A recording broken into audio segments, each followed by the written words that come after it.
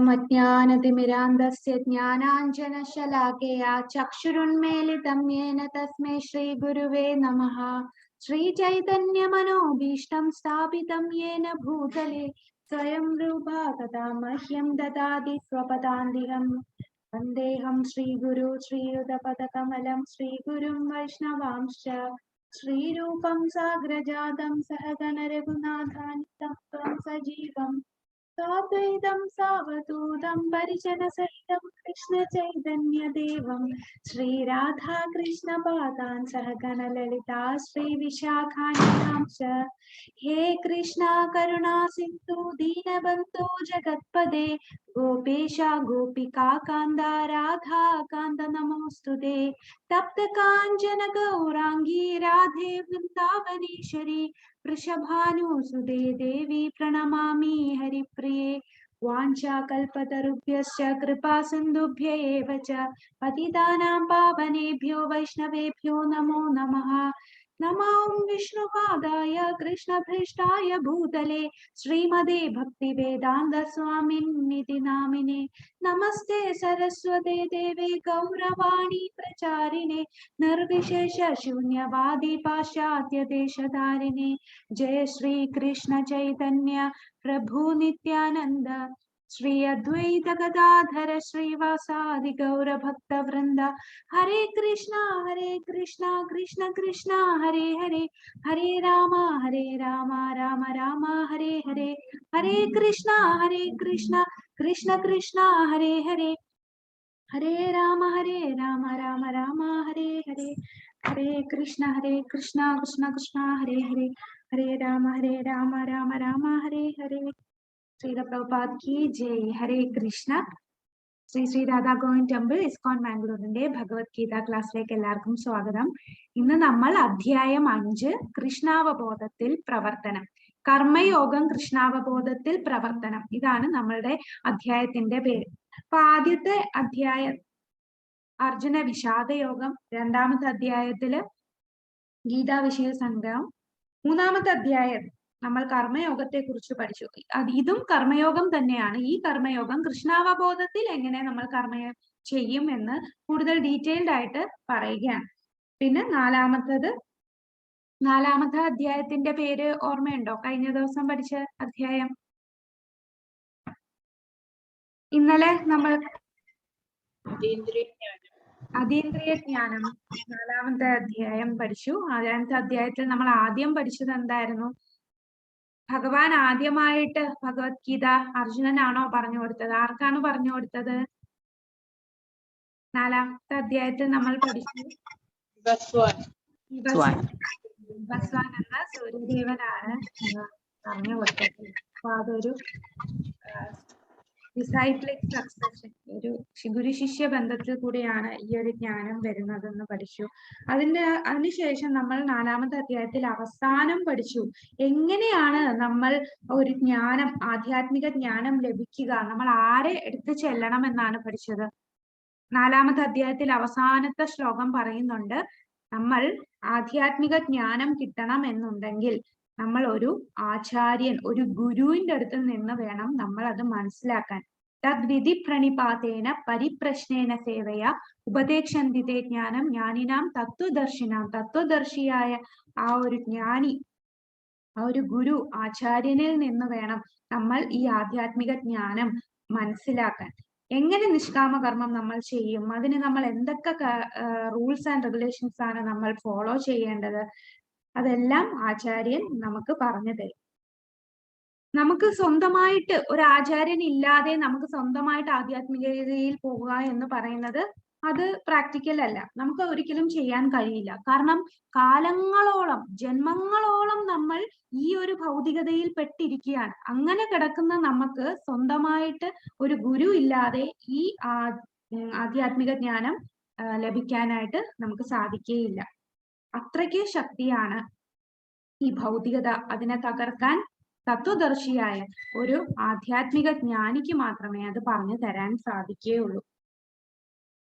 അതിനുശേഷം 5ാമത്തെ അധ്യായം തുടങ്ങുന്നതും അർജുനന്റെ ചോദ്യത്തോടു കൂടിയാണ്. 3ാമത്തെ അധ്യായം നമ്മൾ കണ്ടു അല്ലേ? അർജുനൻ ചോദിക്കുന്നു. എന്താണ് അർജുനൻ ചോദിച്ചത്? സന്യാസം ചെയ്യണോ, ഞാൻ കർമ്മം ചെയ്യണോ? അത് തന്നെ വേറൊരു രീതിയിൽ ഈ അധ്യായത്തിലും അർജുനൻ ചോദിക്കുകയാണ്. അപ്പൊ എന്താണ് അർജുനന്റെ ചോദ്യം നമുക്ക് നോക്കാം. അതാണ് ആദ്യത്തെ ശ്ലോകം. അർജുന ഉവാച സന്യാസം കർമ്മണാം കൃഷ്ണ പുനർയോഗം ച ശംസസി യശ്രേയ ഏതയോരേകം തന്മേ ബ്രൂഹി സുനിശ്ചിതൻ. അർജുനൻ പറഞ്ഞു, കൃഷ്ണ, കർമ്മം ഉപേക്ഷിക്കണമെന്ന് ഒരിക്കൽ അങ്ങ് എന്നോട് ആവശ്യപ്പെടുന്നു. പിന്നെ ഭക്തി പുരസ്സരം കർമ്മം അനുഷ്ഠിക്കാൻ പറയുന്നു. ഈ രണ്ടിലും വെച്ച് ശ്രേയസ്കരമായത് ഏതെന്ന് ദയവായി എനിക്ക് പറഞ്ഞു തരുമോ? അപ്പൊ ഇവിടെയും കൺഫ്യൂഷൻ ആണ്. കർമ്മം ഉപേക്ഷിക്കണമെന്ന് ഭഗവാൻ ആ ജ്ഞാനം കൊടുത്തു, പിന്നെ പറയുന്നു ഭക്തി പുരസ്സരം കർമ്മം ചെയ്യുന്നു. അപ്പൊ ഈ ഒരു കൺഫ്യൂഷൻ വരാൻ കാരണം രണ്ടാമത്തെ അധ്യായത്തിലാണ് ഭഗവാൻ ആ മൃദുല ഹൃദയത്തോടു കൂടി ഞാൻ യുദ്ധം ചെയ്യില്ല എന്ന് പറഞ്ഞതിന് ഉത്തരമായി ഭഗവാൻ പറഞ്ഞു, നിനക്ക് അങ്ങനെ ഒരു അനുകമ്പ തോന്നേണ്ട ആവശ്യമില്ല. നമ്മളെല്ലാരും നമ്മൾ ഈ കാണുന്ന യുദ്ധത്തിൽ നിൽക്കുന്ന എല്ലാരും ആത്മാവാണ്, ആ ശരീരമല്ല എന്ന ആ ജ്ഞാനം കൊടുത്തു. അപ്പൊ ആത്മാവായ ഒരാൾക്ക് എന്തിനാണ് കർമ്മം ചെയ്യുന്നത്? അപ്പൊ ആ ജ്ഞാനം ലഭിക്കുമ്പോൾ കർമ്മം ചെയ്യണ്ടല്ലോ എന്ന് അർജുനൻ കരുതുന്നു. പിന്നീട് താൻ ചെയ്യുന്ന പാപമല്ലേ എന്ന് പറഞ്ഞപ്പോൾ ഭഗവാൻ പറഞ്ഞു, നീ എനിക്ക് വേണ്ടി കർമ്മം ചെയ്യൂ. ഭഗവാന് വേണ്ടി കർമ്മം ചെയ്താൽ അത് ഒരു പാപവും നിന്നെ ഏൽക്കില്ല. അതിനുശേഷം മൂന്നാമത്തെ അധ്യായത്തിൽ 17ാമത്തെ ശ്ലോകത്തിൽ ഭഗവാൻ പറയുകയാണ്, ഒരു ജ്ഞാനവേദിയിൽ ഉയർന്ന ഒരാൾക്ക് ചെയ്യാൻ കർത്തവ്യമൊന്നുമില്ല. അപ്പൊ അർജുനൻ വിചാരിച്ചു, ജ്ഞാനം ലഭിച്ചു, ഞാൻ ആത്മാവാണ്, അപ്പൊ ജ്ഞാനം ലഭിച്ച ആ ഉയർന്ന വേദിയിലുള്ള ആൾക്ക് കർത്തവ്യമൊന്നുമില്ല എന്ന് ഭഗവാൻ മൂന്നാമത്തെ അധ്യായത്തിൽ 17ാമത്തെ ശ്ലോകത്തിൽ പറഞ്ഞു. പിന്നീട് 18ാമത്തെ ശ്ലോകത്തിൽ പറയുകയും ചെയ്തു, കർത്തവ്യങ്ങൾ കർമ്മം ചെയ്ത് കിട്ടാൻ നമുക്കൊന്നുമില്ല, എന്നാൽ കർമ്മം ചെയ്യാതിരിക്കാനും കാരണമൊന്നുമില്ല. അങ്ങനെ ഒരു കൺഫ്യൂസ്ഡ് ആയിട്ടുള്ള രീതിയിലാണ് അർജുനന് തോന്നിയത്. പിന്നീട് 4ാമത്തെ അധ്യായത്തിൽ 33ാമത്തെ ശ്ലോകത്തിൽ ഭഗവാൻ പറഞ്ഞു, നീ ചെയ്യുന്ന എല്ലാ ത്യാഗങ്ങളും എല്ലാം അവസാനം അതീന്ദ്രിയ ജ്ഞാനത്തിലാണ് എത്തുന്നത്, ആ ജ്ഞാനത്തിൽ എത്തുന്നു. അപ്പൊ പിന്നെ കർമ്മം ഒന്നും ചെയ്യണ്ടല്ലോ, എന്ത് ചെയ്താലും ജ്ഞാനത്തിലാണ് എത്തുന്നത്. അപ്പൊ ഞാൻ ജ്ഞാനത്തിൽ എത്തിയല്ലോ, അപ്പൊ കർമ്മം ചെയ്യണ്ടല്ലോ. പക്ഷേ 4ാമത്തെ അധ്യായത്തിൽ അവസാനം 42ാമത്തെ ശ്ലോകത്തിൽ ഭഗവാൻ പറയുകയാണ്, അർജുന, ജ്ഞാനത്തിന്റെ ആയുധം കൊണ്ട്, വാൾ കൊണ്ട് അജ്ഞാനത്തെ മുറിച്ച് എണീറ്റ് നിന്ന് യുദ്ധം ചെയ്യൂ. അപ്പൊ ആകെ കോൺട്രഡിക്ഷൻ ആയിട്ടാണ് ഇവിടെ അർജുനന് തോന്നിയത്. ജ്ഞാനം കിട്ടിയാൽ കർമ്മം ഒന്നും ചെയ്യണ്ടെന്ന് പറയുന്നു, പിന്നെ ഭഗവാൻ പറയുന്നു ആ ജ്ഞാനം കൊണ്ട് നീ കർമ്മം ചെയ്യൂ. അപ്പൊ ഇവിടെ അർജുനൻ വിചാരിക്കുന്നത്, അർജുനൻ കരുതിയത് സന്യാസവും അതുപോലെ കർമ്മവും ഇത് രണ്ടും ചേർന്നു പോകില്ല എന്നൊരു ധാരണയിലാണ്. ഇത് ഇണങ്ങിച്ചേരില്ല, നമ്മൾ എല്ലാം ഉപേക്ഷിക്കണം, എന്നാൽ കർമ്മം ചെയ്യുന്നത് ഉപേക്ഷിക്കുന്ന രീതിയിൽ കർമ്മം ചെയ്യുക എന്ന് വെച്ചാൽ എന്താണ്? നമ്മൾ ഒന്നും പ്രതീക്ഷിക്കാതെ നിഷ്കാമമായി കർമ്മം ചെയ്യാനാണ് ഭഗവാൻ പറഞ്ഞത്. അപ്പൊ കാമമായി കർമ്മം ചെയ്യുന്നതും എങ്ങനെ തന്നെയാണ്? നമ്മൾ സന്യാസ ചെയ്ത അതേ ഒരു ബോധത്തോടു കൂടിയാണ് നമ്മൾ കർമ്മം ചെയ്യുന്നത്. ഭഗവാൻ ഒരിക്കലും പറയുന്നില്ല നീ കർമ്മം ചെയ്യണം തന്നെയാണ് ഭഗവാൻ പറയുന്നത്.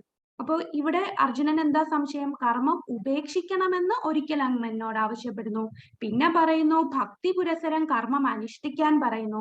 അപ്പോൾ ഈ രണ്ടിലും ഏറ്റവും ശ്രേയസ്കരമായത് ഏതാണെന്ന് എനിക്ക് പറഞ്ഞു തരൂ എന്നാണ് അർജുനൻ ഇവിടെ ഭഗവാനോട് ചോദിക്കുന്നത്. അപ്പൊ ഭഗവാൻ എന്താ പറയുന്നത്? ശ്രീ ഭഗവാനുവാച സന്യാസ കർമ്മയോഗശ്ച നിശ്രേയസ്കരാവുഭൗ തയോസ്തു കർമ്മ സന്യാസാത് കർമ്മയോഗോ വിശിഷ്യത്തെ.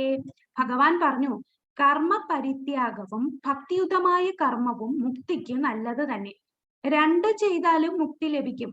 എങ്കിലും ഭക്തിയുതമായ സേവന കർമ്മമാണ് കർമ്മത്യാഗത്തെക്കാൾ ഉത്തമം. നമ്മളെല്ലാം ഉപേക്ഷിച്ച് സന്യാസം സ്വീകരിച്ച് ഒരു ഹിമാലയത്തിൽ പോയി തപസ് ചെയ്യാണ്. അവരും ഭഗവാനെ തന്നെ കിട്ടാനായിട്ട് തപസ് ചെയ്യുക. അങ്ങനെ ചെയ്താലും മുക്തി ലഭിക്കും. എന്നാൽ ഭക്തിയുതമായി കർമ്മം ഒന്നും ഉപേക്ഷിക്കാതെ കർമ്മം ചെയ്തുകൊണ്ടും നിനക്ക് മുക്തി ലഭിക്കും. ഈ രണ്ടിലും ഏറ്റവും നല്ലത്, ഏറ്റവും ഉത്തമം ഏതാണെന്നാണ് ഭഗവാൻ പറഞ്ഞത്. എല്ലാം ഉപേക്ഷിക്കാനല്ല പറയുന്നത്. ഭക്തിയുതമായ സേവന കർമ്മം തന്നെയാണ് കർമ്മം ത്യജിക്കുന്നതിനേക്കാൾ ഉത്തമമെന്ന് ഭഗവാൻ ഇവിടെ പറയുന്നു.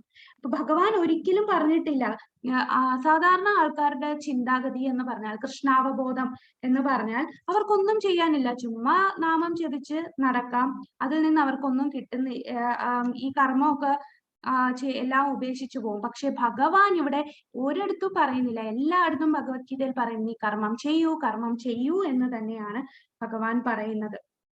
അതുപോലെ ഭഗവാൻ ഭഗവത്ഗീത ഉപദേശിച്ചത് ഒരു സന്യാസിയോടോ യോഗിയോടോ ജ്ഞാനിയോടോ അല്ല. ആരടുത്താണ് ഭഗവാൻ ഭഗവത്ഗീത പറഞ്ഞു കൊടുക്കുന്നത്?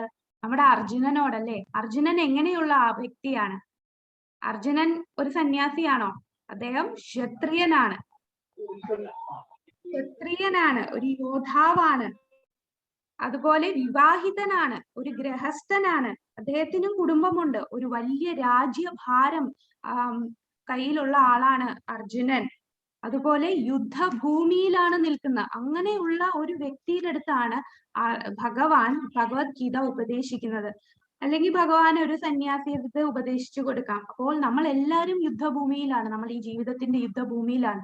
ആ യുദ്ധഭൂമിയിൽ നിൽക്കുമ്പോൾ നമ്മൾ എങ്ങനെ കർമ്മം ചെയ്യണമെന്ന് ഭഗവാൻ അർജുനനിൽ കൂടി നമുക്ക് എല്ലാം പറഞ്ഞു തരികയാണ്. നമ്മൾ എങ്ങനെ ചെയ്യണം? ഭക്തിയോടുകൂടി നമ്മൾ നമ്മളുടെ കർമ്മം ചെയ്യുക, അതാണ് ഏറ്റവും ഉത്തമമായ കർമ്മം.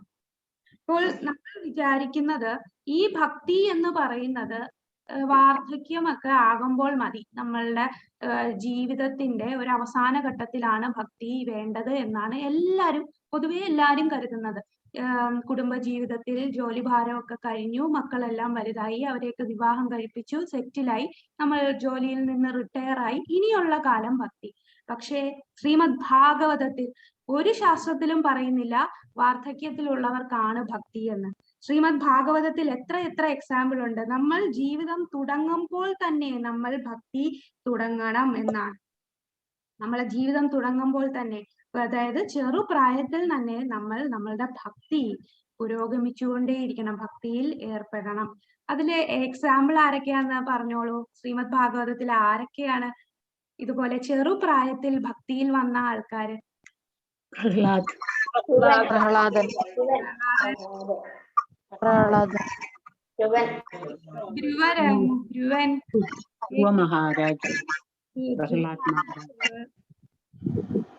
ഗർഭത്തിൽ നിന്ന് തന്നെ ഭഗവാനെ കണ്ടതാരാണ്? പരീക്ഷിത് മഹാരാജ്. അതെ, പരീക്ഷിത് മഹാരാജാവ് അമ്മയുടെ ഗർഭപാത്രത്തിൽ തന്നെ ഭഗവാൻ വന്ന് ആ ബ്രഹ്മാസ്ത്രത്തിൽ നിന്ന് രക്ഷിച്ചു. അങ്ങനെ എത്ര ഉദാഹരണങ്ങളാണ്. പ്രഹ്ലാദൻ, ധ്രുവൻ, ഇവരെല്ലാം ഏത് പ്രായത്തിലാണ് ഭക്തി സേവിക്കാൻ തുടങ്ങിയത്, ഭക്തി സേവനം തുടങ്ങിയത്? അപ്പോൾ ഒരിക്കലും നമ്മൾ നമ്മളുടെ കാര്യങ്ങളൊക്കെ കഴിഞ്ഞ് ഇനിയൊന്നും ഇല്ല എന്ന് ചിന്തിക്കുമ്പോഴല്ല ഭക്തി ചെയ്യേണ്ടത്. നമ്മൾ എപ്പോഴും ഭക്തിയുത സേവനത്തിലായിരിക്കണം ഏർപ്പെട്ടുകൊണ്ടിരിക്കേണ്ടത്. അപ്പോൾ ഇനി എന്താണ് ഇവിടെ സംഭവിക്കുന്നതെന്ന് നോക്കാം. അപ്പൊ കർമ്മം തന്നെ കർമ്മകാണ്ഡമുണ്ട്. കർമ്മം പല രീതി ഉണ്ടെന്ന് പറഞ്ഞല്ലോ. കർമ്മം, വികർമ്മം, അകർമ്മം, അല്ലെ? കർമ്മകാണ്ഡത്തിൽ വരുന്നതാണ് കർമ്മം. കർമ്മം ചെയ്യാന്ന് പറഞ്ഞാൽ നമുക്ക് പറഞ്ഞിട്ടുള്ള ഡ്യൂട്ടീസ് എല്ലാം ചെയ്യും. പക്ഷേ നമ്മൾ എന്തേലും എക്സ്പെക്ട് ചെയ്തായിരിക്കും ചെയ്യുന്നത്. അതിന്റെ ഫലം പ്രതീക്ഷിച്ച് ചെയ്യുന്ന കർമ്മം. പിന്നെ വികർമ്മം എന്ന് പറഞ്ഞാൽ നമ്മൾ ശാസ്ത്രത്തിൽ പറയുന്നതിന് വിരുദ്ധമായിട്ട് നമുക്ക് തോന്നിയ പോലെ ഓരോ കർമ്മങ്ങൾ ചെയ്യുന്നതാണ് വികർമ്മം. അകർമ്മം എന്ന് പറഞ്ഞാൽ ഭഗവത് സേവനം ചെയ്യുന്നതാണ് അകർമ്മം. അകർമ്മത്തിന് എന്താ പ്രത്യേകത? നമുക്കതിന് റിയാക്ഷൻസ് കാണില്ല. പുണ്യം ചെയ്താലും പുണ്യം പാപം എന്ന് വരുന്നില്ല. എല്ലാം ഭഗവത് സേവനമായിട്ടാണ് അകർമ്മം ചെയ്യുന്നത്. അപ്പോൾ അതിന് റിയാക്ഷൻ വരുന്നില്ല. എന്നാലേ നമുക്ക് മുക്തി കിട്ടും. നമ്മൾ പുണ്യം ചെയ്താലുള്ള പ്രശ്നം എന്താണ്?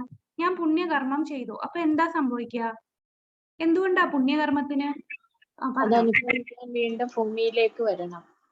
അതെ, പുണ്യകർമ്മം ചെയ്താൽ നമ്മൾക്ക് എല്ലാവർക്കും ധാരണയുണ്ട് സമൂഹത്തിന് നല്ലത് ചെയ്ത് ജീവിക്കാം. നമ്മൾ ആർക്കും ഒരു ദോഷവും ചെയ്യുന്നില്ല, നല്ല പ്രവൃത്തി ചെയ്ത്. പക്ഷെ ആ ഒരു ഞാൻ നല്ല പ്രവൃത്തി ചെയ്യുന്നു എന്നൊരു മനോഭാവം നമ്മളുടെ ഉള്ളിലുണ്ട്. അതും നമ്മളുടെ അറ്റാച്ച്മെന്റ് ആണ്. നമ്മളെ ആ ഒരു ചങ്ങലയിട്ട് നമ്മളെ വലിക്കുകയാണ്. ഞാൻ നല്ലവനാണ്, ഞാൻ മറ്റുള്ളവർക്കെല്ലാം നല്ലതാണ് ചെയ്യുന്നത്, ഞാൻ ചെയ്യുന്നതാണ് ശരി, എല്ലാവർക്കും ഞാൻ സഹായം ചെയ്യുന്നു.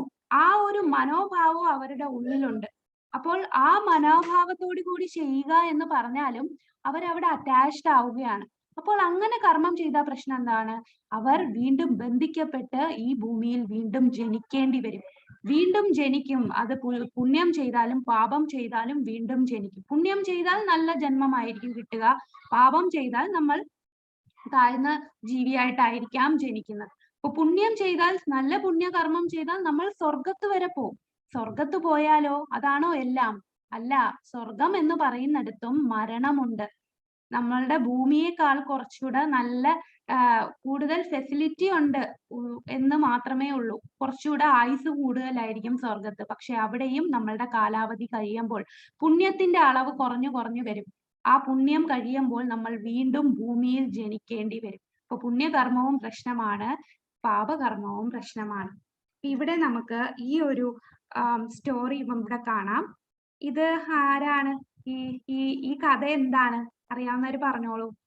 ഈ കഥ ആരെയാണ് കാണിച്ചിരിക്കുന്നത്? ഏത് സ്റ്റോറിയാന്ന് മനസ്സിലായോ? ഹരേ കൃഷ്ണ. മൃഗമഹാരാജാവ്.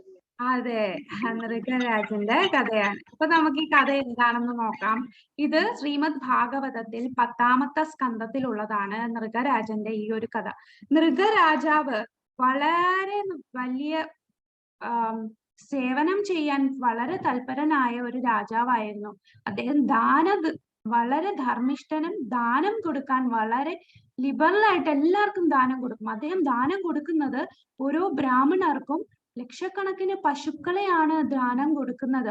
അതും ആ പശുക്കളെ അലങ്കരിച്ച് സ്വർണവും എല്ലാം കൊടുത്താണ് ദാനം കൊടുക്കുക. എല്ലാ ദിവസവും അദ്ദേഹം ദാനം കൊടുക്കും. ശ്രീമദ് ഭാഗവതത്തിൽ പറയുകയാണ്, നമ്മളുടെ ഭൂമിയിൽ എത്ര പൊടിയുണ്ടോ, മഴയിൽ എത്ര വെള്ളത്തുള്ളികളുണ്ടോ, അത്രയും പശുക്കളെയാണ് അദ്ദേഹം ദാനം ചെയ്യുന്നത്. അത്രയും വലിയ ഒരു രാജാവായിരുന്നു. ഈ രാജാവ് ഇങ്ങനെ എല്ലാ ദിവസവും പശുക്കളെ ദാനം കൊടുത്തോണ്ടിരുന്നപ്പോ ഒരു ദിവസം ഒരു ബ്രാഹ്മണന് കൊടുത്ത പശു അത് വഴിതെറ്റി രാജാവിന്റെ തൊഴുത്തിൽ തന്നെ തിരിച്ചു വരികയാണ് ചെയ്യുന്നത്. രാജാവ് അറിഞ്ഞില്ല. അപ്പോ രാജാവ് ഇത് അറിയാതെ പിന്നെ വേറൊരു ബ്രാഹ്മണന് ഈ പശുവിനെയും കൂടെ ചേർത്താണ് കൊടുത്തത്. അപ്പൊ നേരത്തെയുള്ള ബ്രാഹ്മണൻ എന്റെ ഒരു പശുവിനെ കാണുന്നില്ലല്ലോ എന്ന് പറഞ്ഞ് തിരക്കി നടക്കുമ്പോഴാണ് വേറൊരു ബ്രാഹ്മണൻ ഈ പശുവിനെയും കൊണ്ട് വരുന്നത് കാണുന്നത്. അങ്ങനെ ഈ രണ്ട് ബ്രാഹ്മണരും തമ്മിൽ വാക്തർക്കമാവും. ഇത് എന്റെ പശുവാണ്, എനിക്ക് കഴിഞ്ഞ ദിവസം രാജാവ് തന്ന പശുവാണ്. അപ്പൊ ഈ ബ്രാഹ്മണൻ പറയും, ഇല്ല, ഇത് എനിക്കിപ്പോ രാജാവ് തന്ന പശുവാണ്. അങ്ങനെ ഇവര് തമ്മിൽ വാക്തർക്കമായി നേരെ രാജാവിന്റെ അടുത്താണ് ചെല്ലുക. അപ്പൊ രാജാവ് പറയും, രാജാവ് ഇത് അറിയുന്ന പോലുമില്ല. പിന്നീട് കാര്യം മനസ്സിലാവുമ്പോ രാജാവ് പറയും, എന്നോട് ക്ഷമിക്കൂ, നിങ്ങൾക്ക് ഈ ഒരു പശുവിന് പകരം ഞാൻ 1,00,000 പശുവിനെ നിങ്ങൾക്ക് തരാമെന്ന് പറയും. ഒരു പശുവിന് പകരം 1,00,000 പശുവിനെ തരാം, ഈ പശുവിനെ ഒന്ന് കൊടുക്കൂ. അപ്പൊ രണ്ടുപേരും സമ്മതിക്കില്ല. അവർ രണ്ടുപേരും തൃപ്തിയില്ലാതെയാണ് പോകുന്നത്. അവര് ശപിക്കുകയും ചെയ്യും. ഒരു ബ്രാഹ്മണ ശാപമാണ് അവിടെ ഏൽക്കുക. പിന്നീട് അദ്ദേഹത്തിന്റെ ജീവിതം കഴിഞ്ഞിട്ട് നേരെ യമരാജന്റെ അടുത്ത് ചെല്ലുകയാണ്. അപ്പൊ യമരാജന്റെ അടുത്ത് ചെല്ലുമ്പോ യമരാജൻ പറയും, നീ ഒരുപാട് പുണ്യകർമ്മം ചെയ്തിട്ടുണ്ട്, എന്നാൽ നിനക്കറിയാം നീ ഒരു പാപവും ചെയ്തിട്ടുണ്ട്. അപ്പൊ പുണ്യകർമ്മത്തിന്റെ ഫലം വേണോ ആദ്യം, അതോ പാപത്തിന്റെ ഫലമാണോ വേണ്ടത്? അപ്പൊ രാജാവ് പറയും, എനിക്ക് പാപത്തിന്റെ ഫലം മതി, പുണ്യത്തിന്റെ ഫലം വേണ്ട, പിന്നീട് മതി എന്ന് പറയും. അങ്ങനെ ആ പാപം ഫലമായിട്ട് അദ്ദേഹം എന്തായിട്ടാണ് വരുന്നത്? ആ പാപം ഫലം അനുഭവിക്കാനായിട്ട് അദ്ദേഹം ആരായിട്ടാണ് വരുന്നത്? വലിയ ഒരു ഓന്തിന്റെ രൂപത്തിൽ, ഒരു പല്ലിയുടെ ഓന്തിന്റെ ഒരു രൂപത്തിലാണ്. ലാർജ് ലിസാർഡ് എന്നാണ് അതിനകത്ത് പറയുന്നത്. ആ ഒരു പൊട്ടക്കിണറ്റിൽ വന്ന് കിടക്കുകയാണ്, വർഷങ്ങളോളം കിടക്കുകയാണ്. പിന്നെ ദ്വാപരയുഗമായി ഭഗവാന്റെ ദ്വാരകയില് കുട്ടികളെല്ലാം കളിക്കുകയാണ്. ആ കളിച്ചുകൊണ്ടിരുന്നപ്പോൾ അവർക്ക് ദാഹിച്ച് വെള്ളം കുടിക്കാൻ നോക്കിയപ്പോ ഈ പൊട്ടക്കിണറിൽ കാണുമ്പോൾ ഈ വലിയ ഒരു ഓന്തിനെയാ കാണുക. അങ്ങനെ കുട്ടികൾ അതിനെ കയറിട്ട് വലിക്കാനും എല്ലാം ശ്രമിക്കും. അങ്ങനെ പറ്റാത്തത് കൊണ്ട് അവർ ഓടിച്ചെന്ന് അവരുടെ അച്ഛനായ ഭഗവാൻ കൃഷ്ണനെ വിളിച്ചുകൊണ്ട് വരും. അങ്ങനെ കൃഷ്ണൻ വന്ന് തന്റെ ഇടത്തെ കൈ കൊണ്ട് അതിൽ നിന്ന് ഉയർത്തുകയാണ് ചെയ്യുന്നത്. അപ്പോൾ തന്നെ ഒരു ദേവന്റെ രൂപത്തിലേക്ക് മാറുകയാണ് ചെയ്യുന്നത്. അപ്പൊ ചോദിക്കും, നീ ആരാണ് എന്ന് ചോദിക്കുമ്പോഴാണ് പറയുന്നത്, ഞാൻ ഇങ്ങനെ രാജാവാണ്, അങ്ങേക്ക് എല്ലാം അറിയാലോ, ഞാൻ ഈ രാജാവാണ്, ഞാൻ ഇങ്ങനെ ഒരു പാപം ചെയ്തതിനാൽ ഞാൻ ഇത്രയും വർഷം മോന്തായി നിൽക്കുകയാണ്. ഇനി അദ്ദേഹം എവിടെയാ പോകുന്നത്? അദ്ദേഹം നേരെ പുണ്യകർമ്മത്തിന്റെ ഫലം അനുഭവിക്കാൻ സ്വർഗത്തോട്ട് പോവുകയാണ്. അത് കഴിഞ്ഞിട്ട് പിന്നീട് എനിക്ക് ഭഗവാനെ തന്നെ പ്രാർത്ഥിക്കാൻ എനിക്ക് സാധിക്കണേ എന്ന അനുഗ്രഹം ചോദിച്ചാണ് പോകുന്നത്. അപ്പൊ ഇവിടെ ഈ രാജാവിന് പറ്റിയ പ്രശ്നമുണ്ട്. രാജാവ് മനസ്സുകൊണ്ട് പോലും വിചാരിച്ചില്ല, ഇവരെ മനഃപൂർവ്വമല്ല, ഈ പശു അറിയാതെ വന്നു തന്റെ ജീവിതത്തിൽ ഇങ്ങനെ ഒരു പ്രശ്നം വന്നതാണ് ആ രാജാവിന്. അവിടെ ഈ രാജാവിന് ഈ പ്രശ്നം വരാൻ കാരണം എന്താണ്? എന്തായിരിക്കും കാരണം? രാജാവിന് ഇത്രയും ധർമ്മിഷ്ഠനും ഒത്തിരി ദാനം ചെയ്യുന്ന ഒരു വ്യക്തിയാണ്. അദ്ദേഹത്തെ പോലെ ദാനം ചെയ്യുന്ന ആൾക്കാരില്ല. അത്രയും ദാനം ചെയ്യുന്ന ഒരു വ്യക്തിക്ക് ഇങ്ങനെ ഒരു പ്രശ്നം വരാൻ അദ്ദേഹം ചെയ്ത ആ ഒരു തെറ്റെന്തായിരുന്നു? എന്താണ് ഇവിടെ പ്രശ്നം പറ്റിയത്? ഹരേ കൃഷ്ണ, കേൾക്കുന്നുണ്ടോ ഞാൻ പറയുന്നത്? കേൾക്കുന്നുണ്ട് മാതാജി. അപ്പൊ അദ്ദേഹത്തിന് ഇവിടെ പ്രശ്നം പറ്റിയ എന്താണ്? അദ്ദേഹം ഫലം പ്രതീക്ഷിച്ചുകൊണ്ടാണ് ഇവിടെ കർമ്മം ചെയ്തത്. ആ ദാനം ചെയ്തത് എനിക്ക് പുണ്യം കിട്ടുമല്ലോ എന്നൊരു മനോഭാവത്തിലാണ് അദ്ദേഹം ചെയ്തത്. എല്ലാം എന്റെയാണ്, അപ്പൊ ഞാൻ ദാനം ചെയ്യുന്നു, അതിന്റെ പുണ്യം കിട്ടുമല്ലോ. അദ്ദേഹം പോലും അറിയാതെയാണ് ഇങ്ങനെ ഓരോ പ്രശ്നങ്ങൾ വരുന്നത്. നമ്മുടെ ജീവിതത്തിലും ഇങ്ങനെ വരും. നമ്മൾ മനസ്സുകൊണ്ട് പോലും പറയാത്ത കാര്യങ്ങൾ മറ്റുള്ളവർ അതിനെ വ്യാഖ്യാനിച്ച് പല രീതിയിൽ നമ്മളെ വിഷമിപ്പിക്കാനൊക്കെ നോക്കാറുണ്ട്. പക്ഷെ അവിടെ അവരുടെ കുറ്റമല്ല, അങ്ങനെയാണ് അവർക്ക് തോന്നിയത്. അപ്പൊ ഇതിന്റെ എല്ലാം മെയിൻ പ്രശ്നം, ഞാനത് ചെയ്തു, എല്ലാം ഞാനാണ് ചെയ്തത് എന്നുള്ള നമ്മളുടെ ആ ഒരു ഭാവം, എനിക്ക് അത് കിട്ടും, തിരിച്ച് നമ്മൾ ഫലം പ്രതീക്ഷിക്കുന്നു, മറ്റുള്ളവർ എന്നെ നല്ല രീതിയിൽ തന്നെ കാണണം, എല്ലാരും എന്നെ കുറിച്ച് നല്ലത് പറയണം എന്നുള്ള ആ ഭാവം തന്നെ നമ്മളെല്ലാം പ്രതീക്ഷിക്കുന്നത് കൊണ്ടാണ് നമുക്ക് ഈ ദുഃഖം വരുന്നത്. അപ്പൊ നമ്മൾ എന്താണ് ചെയ്യേണ്ടത്? ഭക്തിയുതമായി ചെയ്യണം. അപ്പോൾ ഈ രാജാവ്, ഇതെല്ലാം ഭഗവാന്റെയാണ്, ഈ പശുക്കൾ ഇതെല്ലാം ഭഗവാന് വേണ്ടി ഞാൻ ദാനം ചെയ്യുന്നു. ആ ഭക്തിയുതമായ ആ ഒരു ബോധം, കൃഷ്ണാവബോധത്തോടു കൂടി നമ്മൾ കർമ്മം ചെയ്താൽ നമ്മളെ ഭഗവാൻ എന്നും നമ്മളുടെ കൂടെ ഭഗവാൻ കാണാം. കാരണം നമുക്ക് റിയാക്ഷൻ വരില്ല.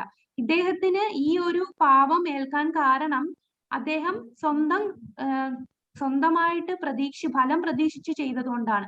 എന്നാൽ ഭഗവാന് വേണ്ടി ഭക്തിയുതമായി സേവനം ചെയ്തിരുന്നെങ്കിൽ അദ്ദേഹത്തിന് ഇങ്ങനെ ഒരു റിയാക്ഷൻ വരില്ല. അതാണ് ഭക്തിയുത സേവനത്തിന്റെ നമുക്ക് മുക്തി ലഭിക്കാൻ ഏറ്റവും ഉത്തമമായ വഴി. നമ്മൾ കർമ്മം ചെയ്യുക, എന്നാൽ ഭക്തിയുതമായി കർമ്മം ചെയ്യുക. ഈ 3-ാമത്തെ ശ്ലോകത്തിൽ പറയുന്നു, ജ്ഞേയസ നിത്യ സന്യാസി യോ ന ദ്വേഷ്ടി ന കാംക്ഷതി നിർദ്വന്ദ്വോ ഹി മഹാബാഹോ സുഖം ബന്ധാത് പ്രമുച്യ.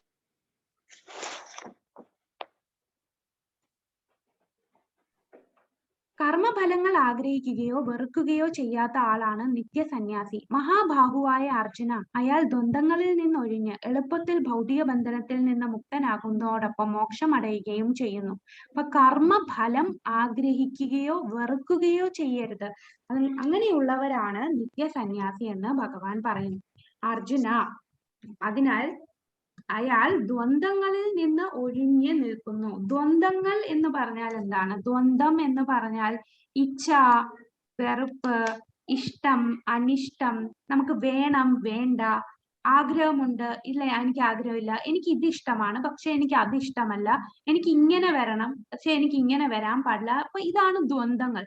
ആ ദ്വന്ദ്ങ്ങളിൽ നിന്ന് ഒഴിഞ്ഞു നിൽക്കുന്നവനാണ് എളുപ്പത്തിൽ ഭൗതിക ബന്ധനത്തിൽ നിന്ന് മുക്തനാവാൻ സാധിക്കുക. അപ്പൊ എല്ലാം പ്രതീക്ഷിച്ച് എനിക്ക് ഇഷ്ടമുള്ളത് എനിക്ക് കിട്ടണം, ഇതെനിക്ക് ഇഷ്ടമല്ല, അങ്ങനെ ഇഷ്ടം അനിഷ്ടം എന്നുള്ള ആ ഒരു വേർതിരിവില്ലാതെ എല്ലാം ഭഗവത് മയമായി കണ്ട് ജീവിച്ചാൽ മാത്രമേ നമുക്ക് ഭൗതികതയിൽ നിന്ന് മുക്തി ലഭിക്കുകയുള്ളൂ.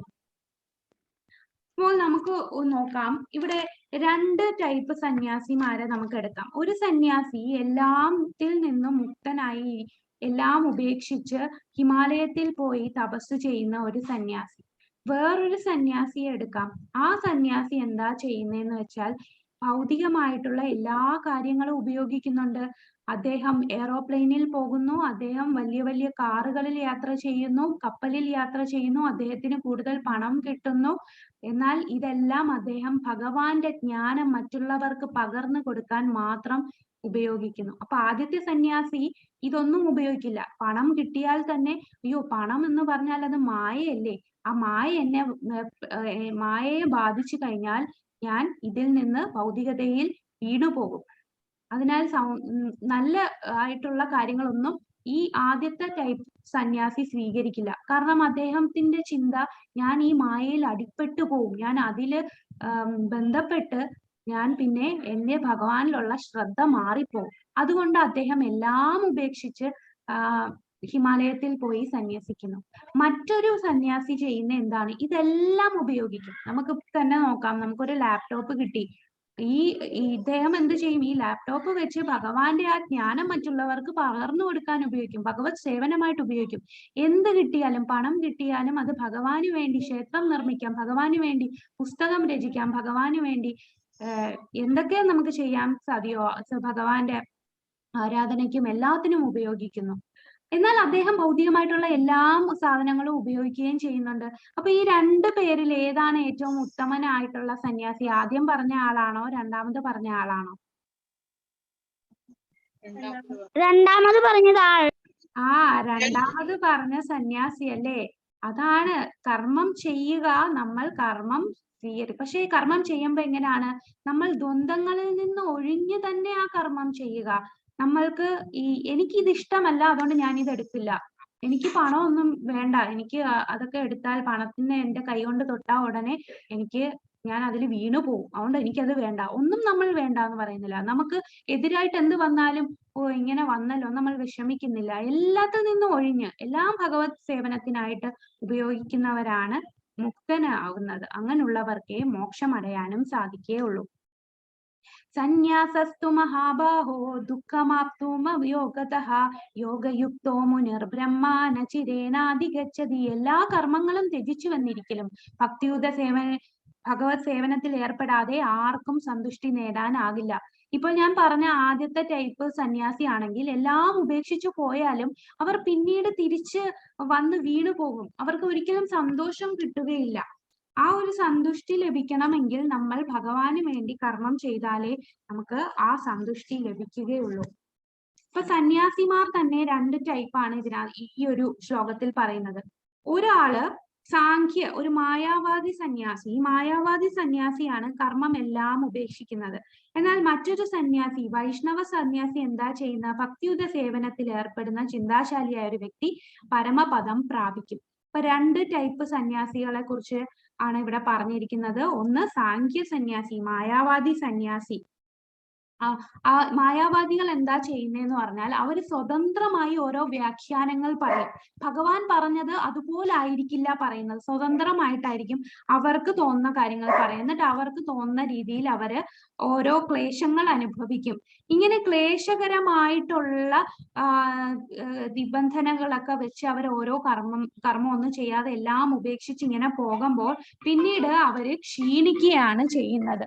അപ്പോൾ ഇങ്ങനെ ക്ഷീണിച്ച് കഴിയുമ്പോൾ അവർ പിന്നീട് വീണ്ടും അവർക്ക് സന്തുഷ്ടി നേടാൻ സാധിക്കില്ല. അങ്ങനെ അവർക്ക് പരമപദം എളുപ്പത്തിൽ കിട്ടുന്നില്ല. ചിലപ്പോൾ അവർ വീണു പോവുകയാണ്, വീണ്ടും ആ ഭൗതിക ലോകത്തിൽ വീണു പോകും. എന്നാൽ ഒരു വൈഷ്ണവ സന്യാസി എന്താണ് ചെയ്യുന്നത്? വൈഷ്ണവ സന്യാസി ഭക്തിയുതമായ കർത്തവ്യ നിർവഹണത്തിൽ അവർ സന്തുഷ്ടരാണ്. കാരണം അവർ കർമ്മം ചെയ്യുന്നു, പക്ഷെ ഭഗവാന് വേണ്ടിയാണ് കർമ്മം ചെയ്യുന്നത്. അതിൽ ഒട്ടും ക്ലേശകരവുമില്ല, അവർ ആനന്ദപൂർവമാണ് കർമ്മം ചെയ്യുന്നത്. അങ്ങനെ ഭക്തിയുത സേവനത്തിൽ ഏർപ്പെടുന്ന ചിന്താശാലിയായ വ്യക്തി അചിരേണ പരമപദം പ്രാപിക്കുകയാണ് ചെയ്യുന്നത്. ഇതാണ് 6ാമത്തെ ശ്ലോകത്തിൽ പറയുന്നത്. ഇനി 10ാമത്തെ ശ്ലോകം നോക്കാം. ബ്രഹ്മണ്യാധായ കർമാണി സംഗം त्यक्त्वा करोति यः लिप्यतेन स पापेन പത്മപത്ര വിഭാംബസ. ആസക്തി കൂടാതെ ഫലത്തെ പരമപുരുഷന് സമർപ്പിച്ചുകൊണ്ട് തന്റെ കർത്തവ്യങ്ങൾ അനുഷ്ഠിക്കുന്ന ഒരാളെ താമരയിലെ വെള്ളം എന്ന പോലെ ദുഷ്കർമ്മ ഫലങ്ങൾ ബാധിക്കുകയില്ല. ഇവിടെ ബ്രഹ്മണി എന്ന് പറയുന്നത് കൃഷ്ണാവബോധത്തിൽ. കൃഷ്ണാവബോധത്തിൽ ഒരാൾ പ്രവർത്തനം ചെയ്താൽ, അതായത് ആസക്തി ഇല്ല, നമുക്കൊന്നും എനിക്ക് അത് കിട്ടണം, ഞാൻ ഒരു പ്രവൃത്തി ചെയ്താൽ അതിന്റെ റിസൾട്ട് എനിക്ക് കിട്ടണം എന്നുള്ള രീതിയിലല്ല നമ്മൾ കർമ്മം ചെയ്യുന്നത്. ആസക്തി ഇല്ലാതെ കർമ്മം ചെയ്യുക, കിട്ടുന്ന ഫലമെല്ലാം ആർക്ക് സമർപ്പിക്കുക? ഭഗവാന് സമർപ്പിച്ചുകൊണ്ട് നമ്മൾ കർത്തവ്യം ചെയ്യുക. അപ്പോൾ അങ്ങനെ ചെയ്താൽ നമ്മൾക്ക് പാപമാലിന്യങ്ങൾ നമ്മളെ ഏൽക്കില്ല. എങ്ങനെ? ഒരു താമരയിലയിലെ വെള്ളം എന്ന പോലെ. താമരയിലയിൽ എങ്ങനെയാണ് വെള്ളം? താമരയിലയിലെ വെള്ളത്തിന് എന്താണ് പ്രത്യേകത? പറഞ്ഞോളൂ. ഇലയിൽ തന്നെ നിൽക്കില്ല അമ്മ. ഇലയിൽ ആ വെള്ളം നനയിക്കില്ല അല്ലേ? ആ വെള്ളം തെന്നി തെന്നി അങ്ങ് പോകും. അതുപോലെ നമ്മളെ പാപഫലങ്ങൾ ഏൽക്കുകയില്ല എന്നാണ് പറയുന്നത്. നമ്മൾ ഭഗവാന് സമർപ്പിച്ചാണ് എല്ലാ കാര്യങ്ങളും ചെയ്യുന്നതെങ്കിൽ നമ്മൾ താമരയിലയിലെ വെള്ളം എന്ന പോലെ ദുഷ്കർമ്മ ഫലങ്ങൾ ഒന്നും നമ്മളെ ബാധിക്കില്ല. നമ്മളുടെ ഈ ശരീരം തന്നെ ഭഗവാന്റെയാണ്. ശരീരം കൃഷ്ണന്റേതാകയാൽ കൃഷ്ണ സേവനത്തിന് ഉപയോഗിക്കപ്പെടണം. അങ്ങനെ നമ്മൾ പ്രവർത്തിച്ചുകൊണ്ടേയിരുന്നാൽ നമ്മളെ ഒരിക്കലും ദുഷ്കർമ്മ ഫലങ്ങൾ ബാധിക്കില്ല. അത് താമരയിലയിലെ വെള്ളം എന്ന പോലെ, ആ ഇല നനയാത്തതുപോലെ നമ്മളെ അത് ഏൽക്കുകയില്ല. അത് ഇവിടെ ഒരു ഉദാഹരണം പറയാണ്. ഇത് ആരാണെന്ന് ഓർമ്മയുണ്ടോ? ഞാൻ ഇടയ്ക്ക് ഒരു ക്ലാസ്സിൽ പറഞ്ഞിരുന്നു. ഇത് ആരാണ്? ഓർമ്മയുള്ള മഹാപ്രഭു. ചൈതന്യ മഹാപ്രഭു അല്ല മോനെ. ബുദ്ധൻ. ബുദ്ധനല്ല.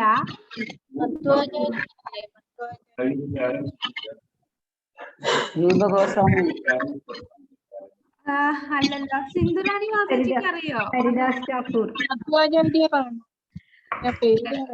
ഇത് ഹരിദാസ് താക്കൂർ ആണ്. ഹരിദാസ് താക്കൂർ ആണ്. ശരിക്കും ആരാണ് ഹരിദാസ് താക്കൂർ എന്ന് അറിയോ? ഹരിദാസ് താക്കൂർ എന്ന് പറയുന്നത് നമ്മുടെ ബ്രഹ്മാവാണ്. ചൈതന്യ മഹാപ്രഭു ഭഗവാൻ കൃഷ്ണൻ ഇവിടെ അവതരിച്ചപ്പോൾ ആരെല്ലാമാണ് വന്നത്? അർജുനൻ അവതരിച്ചിട്ടുണ്ടായിരുന്നു, ബലരാമൻ നിത്യാനന്ദ പ്രഭുവായിട്ട് വന്നു, മഹാദേവനും മഹാവിഷ്ണുവും കൂടി ചേർന്ന് അദ്വൈതാചാര്യരായിട്ട് വന്നു, ശ്രീമതി രാധാറാണി ഗദാധർ പണ്ഡിതായിട്ട് വന്നു, നാരദൻ, ശ്രീവാസ് പണ്ഡിത്. അത് ഞാൻ ഇനി വരുന്ന ക്ലാസ്സിൽ കുറച്ച് ഡീറ്റെയിൽ ആയിട്ട് പറയാം. അതുപോലെ നമ്മളെ നാരദ ബ്രഹ്മാവാണ് ഈ ഹരിദാസ് താക്കൂർ ആയിട്ട് വരുന്നത്. ഇപ്പൊ ബ്രഹ്മവിമോഹന ലീല നമുക്ക് എല്ലാവർക്കും അറിയാം അല്ലേ? ഭഗവാൻ കുട്ടികളുമായിട്ട് ഇങ്ങനെ പശുവിനെയൊക്കെ മേയ്ക്കാൻ പോയപ്പോ അവര് ആഹാരം കഴിച്ചുകൊണ്ടിരുന്നപ്പോ ബ്രഹ്മാവിന് സംശയം തോന്നി, ഇത് ഭഗവാൻ തന്നെയാണോ? അങ്ങനെ സംശയം തോന്നി ബ്രഹ്മാവ് ഭഗവാന്റെ കൂട്ടുകാരെ എല്ലാം ബ്രഹ്മലോകത്ത് കൊണ്ടുപോവുകയാണ് ചെയ്യുന്നത്. പിന്നീട് കുറച്ച് കഴിഞ്ഞ് പശുക്കളെയും കൂട്ടുകാരെയും എല്ലാം കൊണ്ടുപോയി. അപ്പൊ ഭഗവാൻ നോക്കുമ്പോ ഇവരെ ആരെയും കാണുന്നില്ല. അപ്പൊ ഭഗവാന് മനസ്സിലായി ഇത് ആരുടെ, ഇത് ബ്രഹ്മാവിന്റെ തന്നെ വേലയാന്ന് മനസ്സിലായി. അങ്ങനെ 1 വർഷത്തോളം ഭഗവാൻ തന്നെ സ്വയം ഈ പശുക്കളായിട്ടും ഈ കൂട്ടുകാരായിട്ടും എല്ലാം വിസ്തരിച്ച് അവിടെ നിൽക്കുകയാണ്. അങ്ങനെ ബ്രഹ്മാവ് ബ്രഹ്മലോകത്ത് നിന്ന് തിരിച്ചു വന്നു, പെട്ടെന്ന് തന്നെ തിരിച്ചു വന്നു. പക്ഷെ അവിടുത്തെ ടൈമും ഇവിടുത്തെ ടൈമും തമ്മിലുള്ള വ്യത്യാസം കാരണം നമ്മുടെ ഭൂമിയിൽ 1 വർഷം കഴിഞ്ഞു. അങ്ങനെ ബ്രഹ്മാവ് വന്നപ്പോൾ ഞാൻ കൊണ്ടുപോയ കുട്ടികളെല്ലാം അതേപോലെ അവിടെ തന്നെ ഉണ്ടല്ലോ. നോക്കിയപ്പോ എന്താണ്? അത് ഭഗവാൻ തന്നെയാണ്. അങ്ങനെ മനസ്സിലാവും താൻ ചെയ്ത വലിയ തെറ്റാണ്. അങ്ങനെ ബ്രഹ്മാവ് പോയി ക്ഷമ ചോദിക്കും. ചോദിക്കുമ്പോ ബ്രഹ്മാവ് തന്നെ പറയും, ഞാൻ ചെയ്ത ഈ പാപം കാരണം അടുത്ത ഒരു ജന്മം എനിക്ക് അങ്ങ് അവതരിക്കുമ്പോ ഞാൻ ഒരു താഴ്ന്ന കുലത്തിൽ എനിക്ക് പിറക്കണം, എന്നിട്ട് അങ്ങയുടെ ഭക്തനായിട്ട് ഞാൻ നിൽക്കണം എന്ന് ആഗ്രഹം പറയും. അങ്ങനെയാണ് ഹരിദാസ് താക്കൂർ ഒരു മുസൽമാന്റെ കുടുംബത്തിലാണ് ജനിക്കുക.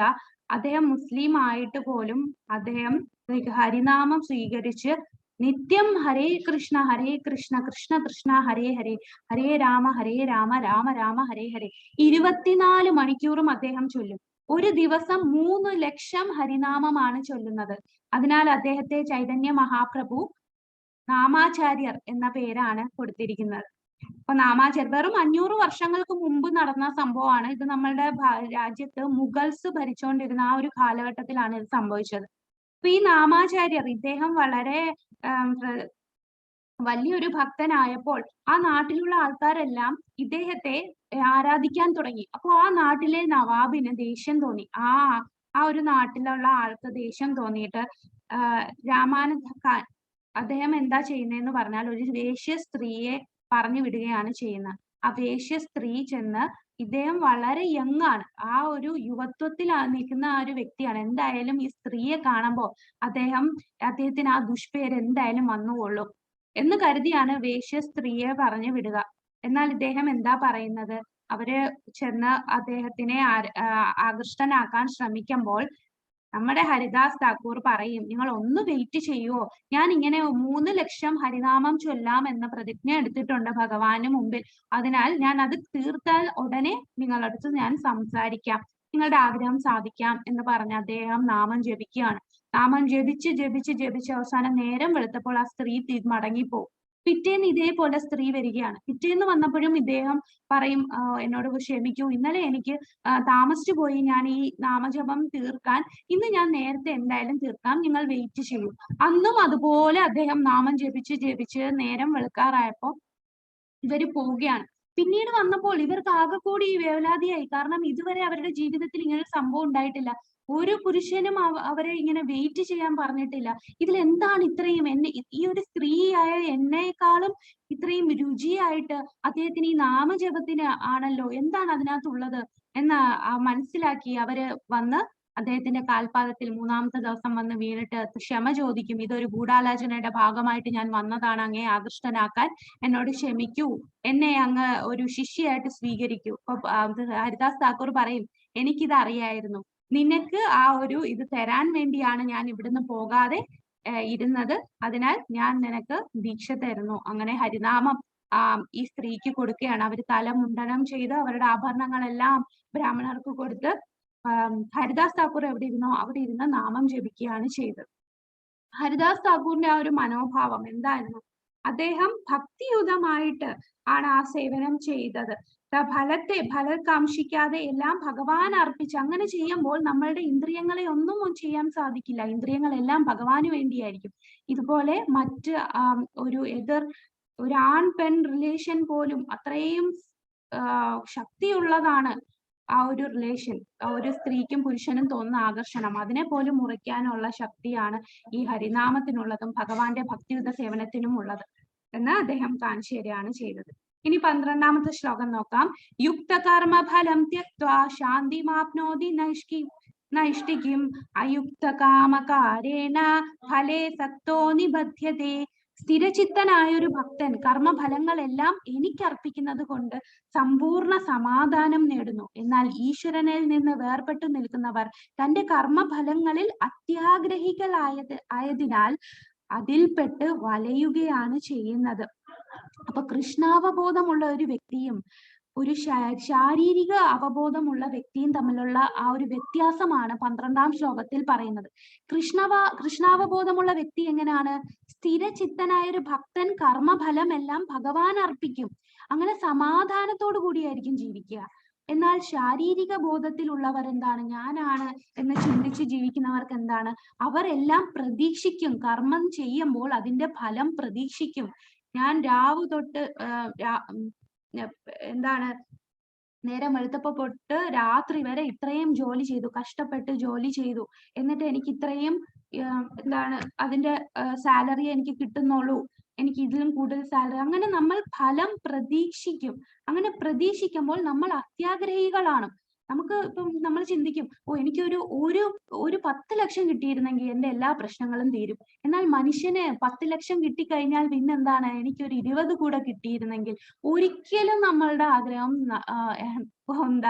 എന്ത് ചെയ്യില്ല. 1 കോടി കിട്ടിയാൽ 2 കിട്ടണം, അല്ലെ കുറച്ചുകൂടെ കിട്ടണം. ഒരിക്കലും അതിന് ഒരു അന്ത്യമില്ല. അത്യാഗ്രഹത്തോടു കൂടിയായിരിക്കും മനുഷ്യ മനസ്സ്, ആ ശാരീരിക ബോധത്തിലുള്ള എല്ലാവരും. അങ്ങനെ അവർ അതിൽപ്പെട്ട് വലയുകയാണ് ചെയ്യുന്നത്. അതാണ് കൃഷ്ണാവബോധമുള്ള വ്യക്തിയും ശാരീരിക അവബോധമുള്ള വ്യക്തിയുടെയും വ്യത്യാസം. ശാരീരിക അവബോധത്തിലുള്ളവർക്ക് ഒരിക്കലും ശാന്തി ലഭിക്കില്ല. കൃഷ്ണാവബോധത്തിലുള്ളവർക്ക് എപ്പോഴും ശാന്തി ലഭിക്കും. കാരണം എന്താണ്? അവർക്ക് ഫലത്തിൽ കാംക്ഷയില്ല, ഫലത്തിൽ അത്യാഗ്രഹമില്ല, ഫലങ്ങളിൽ നോക്കുന്നില്ല, ഭഗവാൻ അർപ്പിക്കുകയാണ് എന്ത് കിട്ടിയാലും. അത് അവർക്ക് ദ്വന്ദ്ങ്ങളില്ല, എനിക്ക് ഇത് വേണം അത് വേണം എന്നുള്ള തോന്നലില്ല. എല്ലാം ഭഗവാന് വേണ്ടിയാണ് അവർ ചെയ്യുന്നത്, ഭഗവാൻ ഇഷ്ടമുള്ളത് മാത്രമേ ചെയ്യുന്നുള്ളൂ. അങ്ങനെയുള്ളവർക്ക് പൂർണ്ണ ശാന്തിയാണ് ലഭിക്കുക. ഈ 14-ാമത്തെ ശ്ലോകം നോക്കാം. ന കർത്തൃത്വം ന കർമാണി ലോകസ്യ സൃജതി പ്രഭു ന കർമ്മഫല സംയോഗം സ്വഭാവസ്തു പ്രവർത്തതേ. ശരീരസ്ഥനായ ആത്മാവ് തന്റെ ശരീരമാകുന്ന പുരത്തിന്റെ ഉടമസ്ഥൻ കർമ്മങ്ങൾ ഉണ്ടാക്കുന്നില്ല, കർമ്മം ചെയ്യാൻ പ്രേരിപ്പിക്കുന്നില്ല, കർമ്മഫലങ്ങൾ ഉണ്ടാക്കുന്നതുമില്ല. പ്രകൃതിയിലെ ത്രിഗുണങ്ങളാണ് ഇവയ്ക്കെല്ലാം കാരണം. അപ്പോൾ ഇവിടെ നമ്മൾ എല്ലാരും വിചാരിക്കുന്നത് നമ്മളാണ് കർമ്മം ചെയ്യുന്നത്. ഈ ആത്മാവ് ഒരു കർമ്മവും ചെയ്യും. നമ്മൾ എന്ന് പറഞ്ഞാൽ ആരാണ്? നമ്മൾ ആത്മാവാണ്. ഈ ആത്മാവായ നമ്മൾ ഒരു കർമ്മവും ചെയ്യുന്നില്ല. ഇതെല്ലാം ചെയ്യുന്നത് ഈ പ്രകൃതിയിലെ ത്രിഗുണങ്ങളാണ്. ഒരു ഉദാഹരണം എടുക്കുവാണെങ്കിൽ, നമ്മൾ സിനിമ കാണുന്നു അല്ലെ സീരിയൽ കാണുന്നു. ആ സീരിയൽ കാണുമ്പോൾ ആ സീരിയലിലെ ക്യാരക്ടേഴ്സിന് ഉണ്ടാകുന്ന വികാരങ്ങൾ നമ്മളിലും വരുന്നു. അതിലെ നായകൻ എന്തെങ്കിലും വിഷമം വന്ന് അവിടെ കരയുമ്പോൾ നമുക്കും കരച്ചിൽ വരുന്നു. പക്ഷെ ശരിക്കും നമുക്കറിയാം നമ്മളും അതുമായിട്ട് ഒരു ബന്ധവുമില്ല, നമ്മൾ വേറെയാണ്. അതുപോലെയാണ് ആത്മാവ്. ഈ ശരീരത്തിന് വരുന്ന ഓരോ ഇതിലും നമ്മൾ വിചാരിക്കുന്നത് നമ്മളാണ് ഇതെല്ലാം ചെയ്യുന്നത്. അപ്പൊ ആ ഒരു സീരിയൽ കാണുമ്പോൾ നമുക്ക് തോന്നും ആ അതേ ഫീലിംഗ് എനിക്ക് വരുന്നു എന്നുള്ള തോന്നലിൽ നമ്മളും ആ വികാരത്തിൽ പെടുകയാണ്. പക്ഷെ ഇതെല്ലാം ചെയ്യുന്നത് എന്താണ്? ത്രിഗുണങ്ങളാണ് ഇതിനെല്ലാം കാരണം. സത്വ, രജസ്, തമോ ഗുണം. ഈ ഓരോ ഗുണത്തിൽപ്പെട്ടാണ് നമ്മൾ ഓരോരുത്തരും. ഈ 3 ഗുണങ്ങളും എല്ലാവർക്കും കാണും. എന്നാൽ ഏത് ഗുണമാണോ കൂടുതൽ നമ്മൾ ചെയ്യുന്നത് ആ ഗുണത്തിലായിരിക്കും നമ്മൾ പെടുക. ആ ഓരോ ഗുണം അനുസരിച്ചായിരിക്കും നമ്മൾ ചെയ്യുന്ന കർമ്മങ്ങൾ. മറ്റൊന്നും ആത്മാവിന് ബാധിക്കുന്നില്ല. ശരീരമാകുന്ന പുരത്തിന്റെ ഉടമസ്ഥൻ, അതായത് ആത്മാവ്, കർമ്മങ്ങൾ ഉണ്ടാക്കുന്നില്ല, കർമ്മം ചെയ്യാൻ പ്രേരിപ്പിക്കുന്നില്ല, കർമ്മഫലങ്ങളും ഉണ്ടാക്കുന്നതുമില്ല. ഇതെല്ലാം ചെയ്യുന്നത് ആരാണ്? പ്രകൃതിയിലെ ത്രിഗുണങ്ങളാണ്. ത്രിഗുണങ്ങൾ എന്താണെന്നും അതിന്റെ ഡീറ്റെയിൽസും എല്ലാം 14ാമത്തെ അധ്യായത്തിൽ എക്സ്പ്ലെയിൻ ചെയ്യുന്നുണ്ട്. അപ്പൊ നമുക്ക് കൂടുതൽ ത്രിഗുണങ്ങളെ മനസ്സിലാക്കാം. ഇനി 17ാമത്തെ ശ്ലോകം നോക്കാം. തദ്ബുദ്ധയസ്തദാത്മാന സന്നിഷ്ഠാസ്തപരായണാഃ ഗച്ഛന്ത്യ പുനരാവൃത്തിം ജ്ഞാന നിർദുത കൽമശാ. ബുദ്ധിയും മനസ്സും വിശ്വാസവും ആശ്രയവും എല്ലാം പരമ്പൊരുളിൽ കൃഷ്ണനിൽ ഉറപ്പിച്ചു നിർത്തുമ്പോൾ പരിപൂർണ ജ്ഞാനത്താൽ സംശയം ഒഴിഞ്ഞ് മുക്തിമാർഗത്തിൽ മുന്നേറാൻ നമുക്ക് സാധിക്കുന്നു. അപ്പോൾ ബുദ്ധി, മനസ്സ്, വിശ്വാസം എല്ലാം ഭഗവാനിൽ ഉറപ്പിച്ചു നിർത്തിയാൽ നമുക്ക് ആ ജ്ഞാനങ്ങൾ, നമുക്ക് ഒരു സംശയം ഉണ്ടാവില്ല. എന്താണ് ഞാൻ ഇത് ചെയ്യണോ ചെയ്യണ്ടേ? നമുക്ക് ഒരു സംശയം ഉണ്ടാവില്ല. നമുക്ക് കൃത്യമായിട്ട് അറിയാം ഞാൻ ഒരു പ്രവൃത്തി ചെയ്യുമ്പോൾ എനിക്ക് ഭഗവാൻ സേവനമായിട്ട് അത് ചെയ്യാൻ പറ്റുമോ, എന്റെ കൃഷ്ണാബോധത്തിൽ അത് ഉയർത്താൻ സാധിക്കുന്ന കാര്യമാണോ ഞാൻ ചെയ്യുന്നത്, ആ ഒരു കാര്യം മാത്രം ചിന്തിച്ച് നമുക്ക് മുന്നോട്ട് പോയാൽ മതി. അങ്ങനെ സംശയങ്ങൾ ഒഴിഞ്ഞ് നമ്മൾ ആ പരിപൂർണ ജ്ഞാനത്താൽ സംശയങ്ങൾ ഒഴിഞ്ഞ് നമുക്ക് മുക്തി മാർഗത്തിൽ മുന്നേറാൻ സാധിക്കും. ഇത് വളരെ ഇമ്പോർട്ടന്റ് ആയിട്ടുള്ള ഒരു ശ്ലോകമാണ്. 18ാമത്തെ ശ്ലോകം. വിദ്യാവിനയ സമ്പന്നേ ബ്രാഹ്മണേ ഗവിഹസ്തിനി ശുനി ചൈവ സ്വപാകേച പണ്ഡിത സമദർശിന. ഇവിടെ വർഗവിവേചനവും ജാതിഭേദവും ഒന്നുമില്ല എന്ന് കാണിക്കുന്ന ഒരു ശ്ലോകമാണിത്. അറിവും വിനയവുമുള്ള ബ്രാഹ്മണനെയും, അതാണ് ബ്രാഹ്മണേ ഗവി. ഗവി എന്ന് പറഞ്ഞാൽ എന്താണ്? പറഞ്ഞോളൂ, എന്താണ് ഗവി?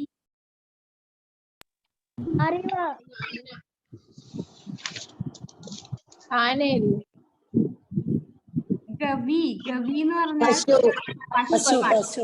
പശുവാണ് ഗവി. ഹസ്തിനിയാണ് ആന. ഹസ്തിനി ആന. ശുനി എന്ന് പറഞ്ഞാൽ നായ.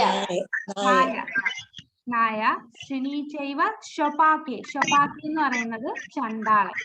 അപ്പോൾ ഇവിടെ ഒരു ബ്രാഹ്മണൻ, അറിവും വിനയമുള്ള ബ്രാഹ്മണനെയും പശുവിനെയും ആനയെയും നായയെയും, നായ് മാംസം ഭക്ഷിക്കുന്ന ചണ്ടാളൻ.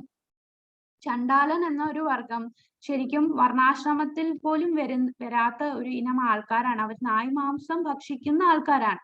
ഇവരെ എല്ലാരെയും എങ്ങനെയാണ് യഥാർത്ഥ ജ്ഞാനമുള്ള ഒരു വിനയാന്വിതരായ പണ്ഡിതൻ വീക്ഷിക്കുന്നത്? ഇവരെ എല്ലാരെയും ഒരുപോലെയാണ് കാണുന്നത്. ഇവരെ ആരെയും വേർതിരിച്ചു കാണുന്നില്ല. ഇവിടെ വർഗ വിവേചനമില്ല, ജാതി ഭേദമില്ലാതെയാണ് ഒരു ജ്ഞാനം കിട്ടിയ വിനയാന്വിതനായ പണ്ഡിതൻ കാണുന്നത്. നമുക്കറിയാം, ക്ഷേത്രത്തിൽ നായ കയറിയാൽ അത് അശുദ്ധിയാണ്. എന്നാൽ ഒരു ആന കയറിയാലോ, ആന ക്ഷേത്രത്തിൽ അല്ലെ പശു ആണ് ക്ഷേത്രത്തിന്റെ അകത്ത്, അത് ശുദ്ധിയാണ്. ഒരു ബ്രാഹ്മണനെയും ചണ്ടാലനും തമ്മിൽ വളരെ വ്യത്യാസമുണ്ട്. പക്ഷെ എന്നാലും അവരെ എല്ലാരെയും എന്തായിട്ടാണ് ഒരു വിനയാന്വിതനായ പണ്ഡിതൻ വീക്ഷിക്കുന്നത്? എല്ലാരെയും ഒരേപോലെ കാണുന്നു. കാരണം എന്താണ്? എല്ലാവരുടെ ഉള്ളിലും ആത്മാവും പരമാത്മാവും ഉണ്ട്. ഇവരുടെ എല്ലാവരുടെ ഉള്ളിലും പരമാത്മായ ഭഗവാൻ ഇരിക്കുകയാണ്. ആ ഭഗവാനെയാണ് അവര് കാണുന്നത്. അല്ലാതെ വർഗ വിവേചനവും ജാതിയും മതവും ഒന്നും നോക്കുന്നില്ല. എല്ലാവരുടെ ഉള്ളിലും ഒരു മരമായാലും ഒരു ഉറുമ്പായാലും ഏതായാലും അതിലെല്ലാം ഭഗവാൻ ഇരിക്കുകയാണ്. ഇവിടെ പശു എന്ന് പറയുന്നത് സത്വഗുണത്തിലുള്ള ഒരു മൃഗം, രജോ ഗുണത്തിലുള്ള മൃഗമാണ് ആന. ഇത് തമോ ഗുണത്തിലും. 3 പേരും ഗുണത്തിൽ വേറെ രീതി, സ്വഭാവത്തിൽ 3 പേരും വേറെ രീതിയാണ്. പക്ഷേ അവരുടെ എല്ലാവരുടെ ഉള്ളിലും ഭഗവാൻ ഇരിക്കുകയാണ്. ആ ഭഗവാനെ മാത്രമാണ് ഈ ഒരു പണ്ഡിതൻ വീക്ഷിക്കുന്നത്. അതിനാൽ ആരെയും തള്ളി പറയുകയോ ആരെയും മാറ്റി നിർത്തുകയോ ചെയ്യില്ല. ഏത് വ്യക്തിയിലും ആ ഭഗവാനെ കണ്ടുകൊണ്ടായിരിക്കും ആ പണ്ഡിതൻ വീക്ഷിക്കുക. ന പ്രഹൃഷ്ടി പ്രിയം പ്രാപ്യ നോ ദ്വിജേത് പ്രാപ്യ ച പ്രിയം സ്ഥിരബുദ്ധിര സമ്മൂഢോ ബ്രഹ്മവിബ്രഹ്മണി സ്ഥിതഃ. ആനന്ദത്തിൽ ആഹ്ലാദിക്കുകയോ ആനന്ദകരമല്ലാത്തതിൽ ദുഃഖാവിഷ്ടനാവുകയോ ചെയ്യാതെ സ്ഥിരബുദ്ധിയോടെ അസംഭ്രാന്തനായി ദൈവശാസ്ത്രജ്ഞാനിയായി ജീവിക്കുന്നവൻ ഭൗതികാതീതൻ തന്നെ. അപ്പൊ നമ്മൾക്ക് എല്ലാവരും സന്തോഷം കിട്ടാനാണ് ആഗ്രഹിക്കുന്നത്. അപ്പൊ എന്തേലും ഒരു സന്തോഷം നമ്മളുടെ ജീവിതത്തിൽ വന്നാലോ ഭയങ്കരമായിട്ട് നമ്മൾ അതിനെ ആഹ്ലാദിക്കും. ഭയങ്കരമായിട്ട് മതിമറന്ന് നമ്മൾ അത് ആസ്വദിക്കും. നമ്മൾ സന്തോഷത്തെ. എന്തേലും നഷ്ടപ്പെട്ടാലോ ഭയങ്കര ദുഃഖമായിരിക്കും. എന്നാൽ ആനന്ദത്തിൽ ആഹ്ലാദിക്കുകയോ ആനന്ദമല്ലാത്തതിൽ ദുഃഖാവിഷ്ടനാവുകയോ ചെയ്യാതെ എന്ത് വന്നാലും എല്ലാം ഭഗവാന്റെ ആ ഒരു ലീലയാണ്. ഭഗവാൻ അറിയാതെ ഒരു ഇല പോലും അനങ്ങില്ല. അപ്പൊ ഭഗവാൻ നമ്മളെ എല്ലാം സംരക്ഷിക്കാനുണ്ട്. അപ്പൊ എനിക്ക് ഈ സന്തോഷം തന്നത് ഭഗവാന്റെ കാരുണ്യം. എനിക്ക് ഈ ദുഃഖം വന്നതിന് കാരണം എന്താണ്? ഞാൻ പൂർവ്വജന്മം ചെയ്ത ആ ദുഃഖം ഭഗവാൻ അത് അത്രയും കുറച്ചു തരികയാണ് ചെയ്തത്. അപ്പൊ അതിൽ കൂടുതൽ ദുഃഖിക്കേണ്ടതില്ല. ദുഃഖത്തിലും ആഹ്ലാദത്തിലും ഒരുപോലെ ഇരിക്കുക. അങ്ങനെ സ്ഥിരബുദ്ധിയോടെ അസംഭ്രാന്തനായി ദൈവശാസ്ത്രജ്ഞാനിയായി ജീവിക്കുന്നവൻ, അങ്ങനെയുള്ളവരാണ് ഭൗതികാതീതൻ. ആത്മസാക്ഷാത്കാരം ലഭിച്ച ഒരു വ്യക്തിയുടെ ലക്ഷണങ്ങളാണ് പറയുന്നത്. ഒത്തിരി ആസ്വദിക്കുകയും ഒത്തിരിയും ദുഃഖിക്കുകയും ഒക്കെ ചെയ്യുന്നവർ ഭൗതികതയിൽ പെട്ടിരിക്കുകയാണ്. എന്നാൽ ഭൗതികാതീതനാകണം. നമ്മൾ ഈ ഭൗതിക ലോകത്തിൽ നിന്നും കുറച്ച് സ്പിരിച്വൽ ആയിട്ട് ആധ്യാത്മികമായി ഉയരുമ്പോൾ നമുക്ക് സുഖവും ദുഃഖവും എല്ലാം ഒരുപോലെ കാണാനുള്ള ആ ഒരു ബോധത്തിൽ നമ്മൾ എത്തിച്ചേരുകയാണ്. അങ്ങനെയാണ് ഒരു ആത്മസാക്ഷാത്കാരം ലഭിച്ച ഒരു വ്യക്തി. അദ്ദേഹം ഒരിക്കലും നേട്ടത്തിൽ മതിമറന്ന് ആഹ്ലാദിക്കില്ല, നഷ്ടത്തിൽ ഒത്തിരി ദുഃഖിക്കുകയുമില്ല. ഇത് വളരെ പ്രസക്തമായ ഒരു ശ്ലോകമാണ്. ഈ ശ്ലോകം നമ്മൾ മനസ്സറിഞ്ഞ് മനസ്സിലാക്കിയാൽ നമുക്ക് ഭൗതികമായിട്ടുള്ളതിലൊന്നും അധികം അറ്റാച്ച്മെന്റ് തോന്നില്ല. എന്താ ഇതിൽ പറയുന്നതെന്ന് നോക്കാം. യേഹി സംസ്പർശജാ ഭോഗ ദുഃഖയോനയ ഏവ തേ ആദ്യന്തവന്ധ കൗന്ദേയ നതേഷു രമതേ ബുധഃ. യേഹി സംസ്പർശജാ ഭോഗ. അപ്പോ ഭൗതികമായിട്ടുള്ള ഒന്നിൽ നമ്മൾ സ്പർശിക്കുകയാണെന്നുണ്ടെങ്കിൽ എന്താണ് ഇതിന്റെ വിവർത്തനം? ആദ്യം വായിക്കാം. ബുദ്ധിമാൻ ഭൗതികേന്ദ്രിയങ്ങളുമായുള്ള ബന്ധം മൂലം ഉണ്ടാകുന്ന ദുഃഖങ്ങളിൽ പങ്കുകൊള്ളാറില്ല. അല്ലയോ കുന്തിപുത്ര, ഭൗതിക സുഖങ്ങൾക്ക് ആദ്യം അവസാനവും ഉള്ളത് കൊണ്ട് അവയിൽ ഒരിക്കലും ബുദ്ധിമാന്മാർ സന്തോഷം കൊള്ളുകയില്ല. നമ്മൾ ഈ ഭൗതികമായിട്ടുള്ള എന്തെടുത്താലും അവിടെ ആദ്യവുമുണ്ട് അവസാനവുമുണ്ട്. നമുക്ക് നമ്മളുടെ എല്ലാ ഇന്ദ്രിയങ്ങളും ഭൗതികമായിട്ടുള്ളതുമായിട്ട് സ്പർശിച്ചാൽ അത് നമുക്ക് ദുഃഖം തന്നെയാണ് തരുന്നത്. കാരണം നമുക്ക് ദുഃഖം ഉണ്ടാകും. നമ്മൾ വിചാരിക്കും നമുക്ക് സന്തോഷം തരുന്നു എന്ന്. പക്ഷെ ആ സന്തോഷം വളരെ കുറച്ചു നേരത്തേക്ക് മാത്രമുള്ള സന്തോഷമായിരിക്കും. ആ സന്തോഷത്തിന് ആദ്യവുമുണ്ട് അവസാനവുമുണ്ട്. ഇതെല്ലാം അവസാനം ദുഃഖങ്ങളിലായിരിക്കും ഉണ്ടാക്കുക. അപ്പോൾ ബുദ്ധിമാന്മാർ എന്താണ് ചെയ്യുക? ബുദ്ധിയുള്ള ആൾക്കാർ ഈ ഉള്ള ഭൗതിക ഇന്ദ്രിയങ്ങളുമായുള്ള ബന്ധം എന്ന് വെച്ചാൽ നമ്മുടെ നാവ് എടുക്കാം. നമ്മളെ നാവിന് നല്ല ടേസ്റ്റ് ഉള്ള ഫുഡ് കിട്ടുമ്പോൾ നമുക്കത് കഴിക്കാൻ തോന്നും. ഇപ്പൊ ഒരു രസഗുള എടുക്കുകയാണ്. 1 കഴിച്ചു, 2 കഴിച്ചു, 3 കഴിച്ചു, 4 കഴിച്ചു. നമുക്ക് ഒരു ലിമിറ്റ് ഉണ്ട്. കൂടുതൽ കഴിക്കും തോറും നമുക്ക് അപ്പം ആസ്വദിക്കും. അപ്പൊ നാവിന് നല്ല ടേസ്റ്റ് തോന്നും. പിന്നീട് രാത്രി മൊത്തവും നമ്മൾ വയറുവേദനയായിട്ടിരിക്കും. പിന്നീട് അത് ദുഃഖത്തിലാണ് ഉണ്ടാവുക. അതുപോലെ നമ്മൾ ഭയങ്കരമായിട്ടുള്ള ഭയങ്കര സൗന്ദര്യമുള്ള സാധനം നമുക്ക് കാണാൻ ഭയങ്കര ആഗ്രഹമായിരിക്കും. അങ്ങനെ കുറെ കണ്ട് കുറെ കഴിഞ്ഞാൽ എനിക്കിനി അത് ഇനിയും കാണണം, പിന്നെ എനിക്ക് കാണാൻ സാധിക്കുന്നില്ല. അപ്പൊ അവിടെയും നമ്മൾ അത് കിട്ടാത്തത് കൊണ്ടുള്ള വിഷമത്തിലായിരിക്കും. എല്ലാം അവസാനം ദുഃഖങ്ങളായിരിക്കും ഉണ്ടാക്കുക. ഭൗതികമായിട്ടുള്ള എന്തുണ്ടേലും അതിനൊരു ആദ്യവുമുണ്ട് അവസാനവുമുണ്ട്. അതിനാൽ ബുദ്ധിമാന്മാർ ഭൗതികേന്ദ്രിയങ്ങളുമായുള്ള ബന്ധം മൂലം ഉണ്ടാകുന്ന ദുഃഖങ്ങളിൽ അവർ പങ്കുകൊള്ളാറേയില്ല. അല്ലയോ കുന്തിപുത്ര, ഇതിന് ആദ്യവും അവസാനവും ഉള്ളത് കൊണ്ട് ബുദ്ധിമാന്മാർ അതിൽ സന്തോഷം കണ്ടെത്താറില്ല. ഭൗതികമായിട്ടുള്ള കാര്യങ്ങളിൽ സന്തോഷം കണ്ടെത്താറില്ല. നമ്മളുടെ ഈ ലോകത്തിലുള്ള ആൾക്കാരെ ഈ സമൂഹത്തിലുള്ളവരെല്ലാരും സന്തോഷം കിട്ടണം. അതിനുവേണ്ടി അവർ സിനിമ കാണുന്നു, പബ്ബിൽ പോകുന്നു, മദ്യം സേവിക്കുന്നു, വലിയ വലിയ പാർട്ടി, ഹോട്ടൽ, ഇവിടെ എല്ലാം പോയാണ് അവർ ആ ആസ്വാദനം ചെയ്യുന്നത്. പക്ഷെ ഒന്ന് ഓർത്തു നോക്കൂ, ഈ ഹോട്ടലിൽ പോയി എല്ലാ ദിവസവും ഫുഡ് കഴിക്കുമ്പോൾ അവസാനം നമുക്ക് എന്താ സംഭവിക്കുക? അത് നമ്മളുടെ ഹെൽത്തിനെയാണ് അഫക്റ്റ് ചെയ്യുന്നത്. പിന്നീട് നമ്മൾ അതിൽ ദുഃഖം വരും. നമ്മളുടെ ആയുസ്, ഇപ്പൊ ഉള്ള കാലത്തിലുള്ളവരുടെ ആയുസ് കുറയാനുള്ള ഒന്ന് അവരുടെ ഫുഡ് ഹാബിറ്റ് ആണ്. ആഹാരം കഴിക്കുന്ന ആ ശൈലി. പക്ഷെ ആ സമയത്ത് നാവിന്റെ രുചിക്ക് വേണ്ടി നമ്മൾ അത് വാങ്ങി കഴിക്കുകയാണ്. അത് കുറച്ചു നേരത്തേക്കേ ഉള്ളൂ. ആദ്യമുണ്ട് അവസാനമുണ്ട്. പിന്നീട് നമ്മൾ ദുഃഖത്തിൽ തന്നെയാണ് വരുന്നത്. ഇതാണ് ഭൗതിക. അപ്പൊ ഭഗവാൻ തന്നെ നമുക്ക് പറഞ്ഞു തരികയാണ്, ഭൗതികമായിട്ടുള്ള ഇന്ദ്രിയങ്ങൾ ഭൗതികമായിട്ടുള്ള എന്ത് സാധനങ്ങളിൽ വന്ന് ആകർഷ്ടപ്പെട്ടാൽ അത് ദുഃഖമായിരിക്കും. അതിന് ആദ്യവുമുണ്ട് അവസാനമുണ്ട്. അതുകൊണ്ട് ബുദ്ധിയുള്ളവർ ഈ കാര്യങ്ങളിൽ സന്തോഷം കണ്ടെത്തുകയില്ല, സന്തോഷം കൊള്ളുകയില്ല. അതിന് ഉദാഹരണമായിട്ട് നമുക്ക് ആനിമൽ കിങ്ഡത്തില് ഓരോ മൃഗങ്ങൾ അല്ലെങ്കിൽ പക്ഷി എങ്ങനെയാണെന്ന് നോക്കാം. ഇതെന്താണ്? ഒരു ഈയലാണ്. ഈയൽ എന്ന് പറയുമ്പോൾ ഈ മഴയൊക്കെ വരുമ്പോ വരില്ലേ, അതിനെന്താ പറയാ? ഓരോ നാട്ടിലും ഓരോ രീതിയിലായിരിക്കും പറയാ.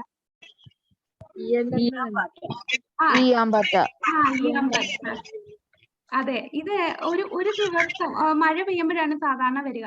അപ്പൊ ഇതിന്റെ ഒരു ജീവിതം ഒന്ന് ഓർത്തു നോക്കൂ. അതിന് കണ്ണില് നല്ല പ്രകാശം കാണുമ്പോൾ അതിൽ ആകർഷ്ടപ്പെട്ട് അതിലോട്ട് എത്തുകയാണ്. എല്ലാരും കൂടെ അങ്ങോട്ട് പറന്ന് ചെല്ലുകയാണ്. ആ ആകർഷണം കൊണ്ട് ആ ഒരു സന്തോഷം കിട്ടാൻ ചെല്ലുകയാണ്. പക്ഷേ ആ ബൾബിലെ ആ ചൂട് കാരണം പിറ്റേന്ന് നോക്കുമ്പോൾ നമുക്കറിയാം ഇതെല്ലാം ഇങ്ങനെ ചത്ത് കിടക്കുകയാണ് ചെയ്യുന്നത്. അത് അപകടത്തിൽ നിൽക്കുകയാണ്. അത് ദുഃഖത്തിലാണ് അത് അവസാനിക്കുന്നത്. പിന്നീട് ഒരു മാനിനെ പിടിക്കാൻ വേട്ടക്കാരൻ നല്ല കുഴലൂതി പാട്ട് പാടും. ആ പാട്ട് കേട്ട് ആ ഇവിടെ ചെവിയാണ്, ഇവിടെ കണ്ണിന്റെ ആകർഷണമായിരുന്നു. ഇവിടെ ചെവിയിൽ ആ നല്ല പാട്ട് കേൾക്കുമ്പോൾ അതിൽ ആകർഷണനായിട്ട് ആ വേടൻ ഇരിക്കുന്ന സ്ഥലത്തോട്ട് ഓടി ചെല്ലുകയാണ്. അവസാനം ആ വേടന്റെ ആ വേടന്റെ വെടിയേറ്റ് മരിക്കുകയാണ് ചെയ്യുന്നത്. അവിടെയും ദുഃഖം വരുന്നു. പിന്നീട് ഒരു വണ്ട്. ആ വണ്ട് ഈ താമരയുടെ ആ ഒരു സുഗന്ധത്തിൽ ആകർഷനായി, നല്ല സ്മെല്ലല്ലേ, അങ്ങനെ ആകർഷനായിട്ട് ഇതിൽ വന്നിരിക്കുകയാണ്. അന്ന് തേൻ കുടിച്ച് ഇങ്ങനെ ഇരിക്കും. സൂര്യൻ അസ്തമിക്കുമ്പോഴേക്കും ഇതിന്റെ ഇതളെല്ലാം ഇങ്ങനെ കൂടും, അങ്ങ് അടയുമ്പോൾ അതിൽപ്പെട്ട് ഈ വണ്ട് അതിലിരുന്ന് ചത്തുപോവുകയാണ് ചെയ്യുക. പിന്നീട് മീൻ പിടിക്കുന്നത് എങ്ങനെയാണ്? ചൂണ്ടയില് എരേനെ വെച്ചിട്ടാണ് മീൻ പിടിക്കുക. അപ്പൊ ആ എരയുടെ ഉള്ള ആ സ്വാദ് കിട്ടാൻ വേണ്ടി മീൻ എന്താണ്, ആ സ്വാദി കയറി പിടിക്കുകയാണ്. പക്ഷെ അത് അപകടത്തിലാണ് വന്നെത്തുക. അത് കഴിക്കുമ്പോൾ ചൂണ്ടയിട്ട് അതിനെ പിടിക്കുന്നു. പിന്നീട് ഒരു കൊമ്പൻ ആനയെ പിടിക്കുന്നത് വലിയൊരു കുഴി കുഴിക്കും. എന്നിട്ട് അതിന്റെ മുകളില് മുളയൊക്കെ വെച്ച് ഇലയൊക്കെ ഇട്ട് മറച്ചിട്ട് ഒരു പിടിയാനയെ വിടും. ഈ പിടിയാന ഈ കുഴിക്ക് ചുറ്റും ഇങ്ങനെ നടക്കും. ഇങ്ങനെ നടക്കുമ്പോ കൊമ്പനാന ദൂരേന്ന് കണ്ട് ഈ പിടിയാനയിൽ ആകൃഷ്ടനാവുകയാണ്. ആ ഒരു ഒരു ഓപ്പോസിറ്റ് ജെൻഡറിലുള്ള ആ ഒരു ആകർഷണം. അങ്ങനെ ആകൃഷ്ടനായിട്ട് ആ പിടിയാനയുടെ അടുത്ത് ചെല്ലുമ്പോഴാണ് അത് വന്ന് ഈ കുഴിയിൽ വീഴുന്നത്. ഇത് മൃഗങ്ങളുടെ കാര്യം. മൃഗങ്ങൾക്ക് ഓരോ ഇന്ദ്രിയങ്ങളാണ് ശക്തം. എന്നാൽ മനുഷ്യരുടെ എല്ലാ ഇന്ദ്രിയങ്ങളും ശക്തമാണ്. മനുഷ്യര് എല്ലാ തെറ്റുകളും ചെയ്യുകയാണ്. എല്ലാം നമ്മളുടെ ആർത്തിക്ക് വേണ്ടി നമ്മൾ ചെയ്യുകയാണ്. പക്ഷെ ഇതിനെല്ലാത്തിനും അവസാനം ദുഃഖമാണ് വരിക. ഇതെല്ലാം ദുഃഖത്തിൽ പരിണാമിക്കും. ഇതിന് എന്താണ്, ആദ്യവുമുണ്ട് അവസാനമുണ്ട് എന്ന് ഭഗവാൻ തന്നെ നമുക്ക് പറഞ്ഞു തരികയാണ്. ബുദ്ധിയുള്ളവർ എന്ത് ചെയ്യില്ല? ഈ ഉള്ള കാര്യങ്ങളിൽ, ഈ ഭൗതികമായിട്ടുള്ളതിൽ സന്തോഷം കൊള്ളുന്നില്ല. ഇനി 25-ാമത്തെ ശ്ലോകം. ലഭന്തേ ബ്രഹ്മ നിർവാണ മൃഷയ ക്ഷീണ കൽമശ ചിന്നദ്വൈതായതാത്മാന സർവഭൂതഹിതേരതാഹ. സംശയങ്ങളിൽ നിന്ന് ഉത്ഭവിക്കുന്ന ദ്വന്ദ്ങ്ങൾക്ക് അതീതരായവരും മനസ്സ് തന്നിൽ തന്നെ വ്യാപരിക്കുന്നവരും എപ്പോഴും സകല ജീവജാലങ്ങളുടെയും ക്ഷേമ ഐശ്വര്യ പ്രവർത്തനങ്ങളിൽ തിരക്കിട്ട് പ്രവർത്തിച്ചു കൊണ്ടിരിക്കുന്നവരും സർവ പാപങ്ങളിൽ നിന്നും മോചനം നേടിയവരുമായിട്ടുള്ളവർ ബ്രഹ്മനിർവാണം പോകുന്നു. സംശയങ്ങളിൽ നിന്ന് ഉത്ഭവിക്കുന്നതാണ് ദ്വന്ദ്ങ്ങൾ. അങ്ങനെയുള്ള ദ്വന്ദ്ങ്ങൾക്ക് അതീതരായവർ മനസ്സ് തന്നിൽ തന്നെ വ്യാപരിക്കുകയും എപ്പോഴും സകല ജീവജാലങ്ങളുടെയും ക്ഷേമ പ്രവർത്തനങ്ങൾ തിരക്കിട്ട് പ്രവർത്തിച്ചു കൊണ്ടിരിക്കും. അപ്പൊ ശരിക്കുമുള്ള സേവനം, നമ്മളെല്ലാരും വിചാരിക്കും നമ്മൾ സേവനം ചെയ്യുക, മറ്റുള്ളവർക്ക് പണം കൊടുത്താൽ നമ്മൾ എന്തോ സേവനം ചെയ്യുകയാണ്. ശരിക്കും കൃഷ്ണാവബോധത്തിലുള്ളവർ ചെയ്യുന്ന ക്ഷേമ പ്രവർത്തനത്തെ പോലെ ആരും ചെയ്യുന്നില്ല. കാരണം എല്ലാവരും എന്താണ് ഉദ്ദേശിക്കുന്നത്? അവരുടെ വീട്ടിൽ ഭഗവത് ധാമത്തിൽ എത്തിച്ചേരണം. ഇവരാണ് ക്ഷേമൈശ്വര്യ പ്രവർത്തനങ്ങൾ തിരക്കിട്ട് പ്രവർത്തിച്ചു കൊണ്ടിരിക്കുന്നവർ. അങ്ങനെ ചെയ്യുമ്പോൾ സർവ്വ പാപങ്ങളിൽ നിന്നും മോചനം നേടി അങ്ങനെ ചെയ്താലേ ബ്രഹ്മനിർവാണം പോവുകയുള്ളൂ. അപ്പൊ നമ്മള് ആരെങ്കിലും സഹായിക്കുമ്പോൾ നമ്മൾ എങ്ങനെയാ സഹായിക്കുക? നമ്മളിപ്പോ ഒരു പണം കൊടുത്താണ് ഒരാളെ സഹായിക്കുന്നത് എന്നുണ്ടെങ്കിൽ ആ പണം കൊണ്ട് അയാൾ എന്താണോ ചെയ്യുന്നത് അതെല്ലാം നമ്മളെ തന്നെ ആ കർമ്മം ബാധിക്കും. അയാൾ ആ പണം കൊണ്ട് സിഗരറ്റ് വാങ്ങിക്കാനോ അല്ലെ മദ്യം സേവിക്കാനോ ആണ് ഉപയോഗിക്കുന്നതെന്നുണ്ടെങ്കിൽ അത് നമ്മളെ ആയിരിക്കും ബാധിക്കുക. എന്നാൽ നമ്മൾ കൃഷ്ണാവബോധത്തിലുള്ളവർ എങ്ങനെ സേവിക്കണം? അവർക്കും പറഞ്ഞു കൊടുക്കുക, നമ്മൾ ഇവിടെ കിടക്കാനുള്ളതല്ല. ഈ ഒരു ഭൗതിക ലോകം, ഇവിടെ ദുഃഖം ഉണ്ട്, ഇതിന് ആദ്യവും അവസാനവും ഉണ്ട്. നമുക്ക് ഒരിക്കലും എപ്പോഴും സന്തോഷം കിട്ടുന്ന ഒരു ലോകമല്ല. ഭഗവത് സേവനം ചെയ്ത് നമുക്ക് ഭഗവാന്റെ ധാമത്തിലെത്തിയാൽ ജന്മ മൃത്യു ജരാ വ്യാധി എന്ന ഈ 4 ദുഃഖങ്ങളിൽ നിന്ന് നമുക്ക് രക്ഷപ്പെടാം. അങ്ങനെ നമുക്ക് പാപങ്ങളിൽ നിന്നെല്ലാം മോചനം നേടാം. അങ്ങനെ മോചനം നേടിയാൽ നമുക്ക് ബ്രഹ്മനിർവാണം പോകാൻ സാധിക്കും. 26-ാമത്തെ ശ്ലോകം. കാമക്രോധ വിമുക്താനാം യതീനാം യതചേതസാം അഭിതോ ബ്രഹ്മനിർവാണം വർത്തതേ വിദിതാത്മനാം. കാമക്രോധങ്ങൾ ഒഴിഞ്ഞ് അച്ചടക്കത്തോടെ പരിപൂർണതയ്ക്ക് വേണ്ടി അനവരതം യത്നിക്കുന്ന ആത്മസാക്ഷാത്കാരം നേടിയവർക്ക് പരമപദ പ്രാപ്തി സുനിശ്ചിതമാണ്. അപ്പൊ പരമപദ പ്രാപ്തി ആർക്കൊക്കെ ആണ് കിട്ടുക എന്നുള്ള ശ്ലോകങ്ങളാണ് നമ്മളിപ്പോ വായിച്ചത്. 26-ാമത്തെ ശ്ലോകത്തിൽ പറയുന്നു കാമവും ക്രോധവും അത് നമ്മളുടെ വലിയ പ്രശ്നമുള്ളതാണ്. നമുക്ക് ഒരു കാമം എന്ന് പറഞ്ഞാൽ എന്താണ്? കഴിഞ്ഞ ക്ലാസ്സിൽ ഞാൻ പറഞ്ഞു, കാമം എന്ന് പറഞ്ഞാൽ എന്താണ്? അഡിക്ഷൻ, ആഗ്രഹം എന്തെങ്കിലും നമുക്ക് ആവശ്യത്തിൽ കൂടുതൽ എന്തെങ്കിലും വേണം എന്നുള്ള ആ ഒരു ആഗ്രഹമാണ്. നമുക്ക് എല്ലാത്തിനും ഒരു ആഗ്രഹം കാണുമല്ലേ?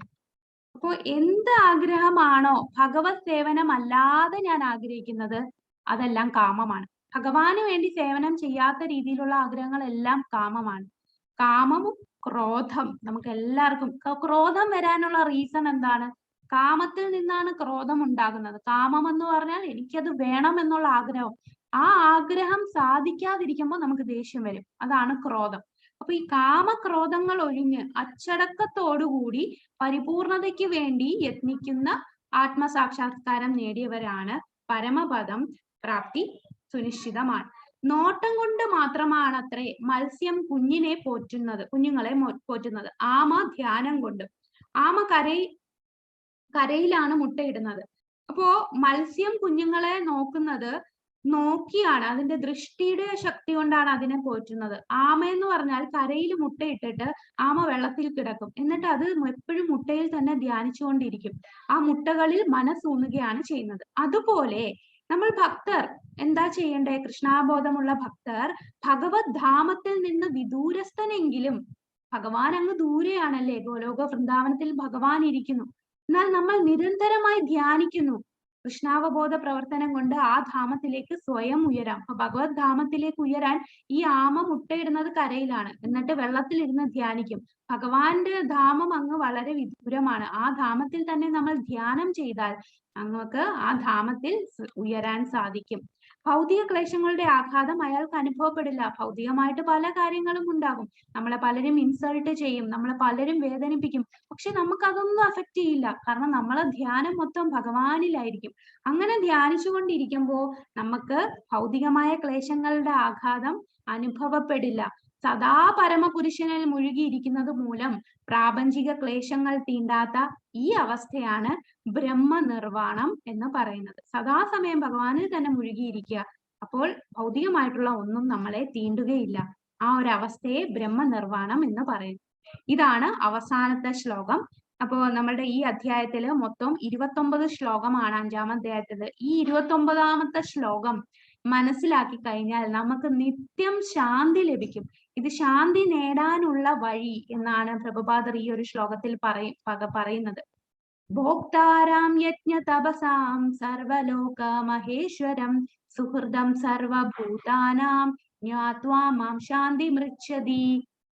യജ്ഞങ്ങളുടെയും തപസ്സുകളുടെയും ഭോക്താവും ദേവന്മാരുടെയും സർവ്വലോകങ്ങളുടെയും അധിപനും എല്ലാ ജീവികളുടെയും സുഹൃത്തും അഭ്യുദയ കാംക്ഷിയുമാണ് താനെന്ന് മനസ്സിലാക്കിയ തികഞ്ഞ കൃഷ്ണാബോധമുള്ള വ്യക്തി ഭൗതിക ക്ലേശങ്ങൾ ഒഴിഞ്ഞ് ശാന്തി നേടുന്നു. അപ്പൊ ശാന്തി നേടാൻ നമ്മൾ 3 കാര്യങ്ങൾ മനസ്സിലാക്കിയാൽ മതി. ഒന്ന്, യജ്ഞങ്ങളുടെയും തപസ്സുകളുടെയും ഭോക്താവ്, എല്ലാത്തിന്റെയും ആസ്വാദകൻ.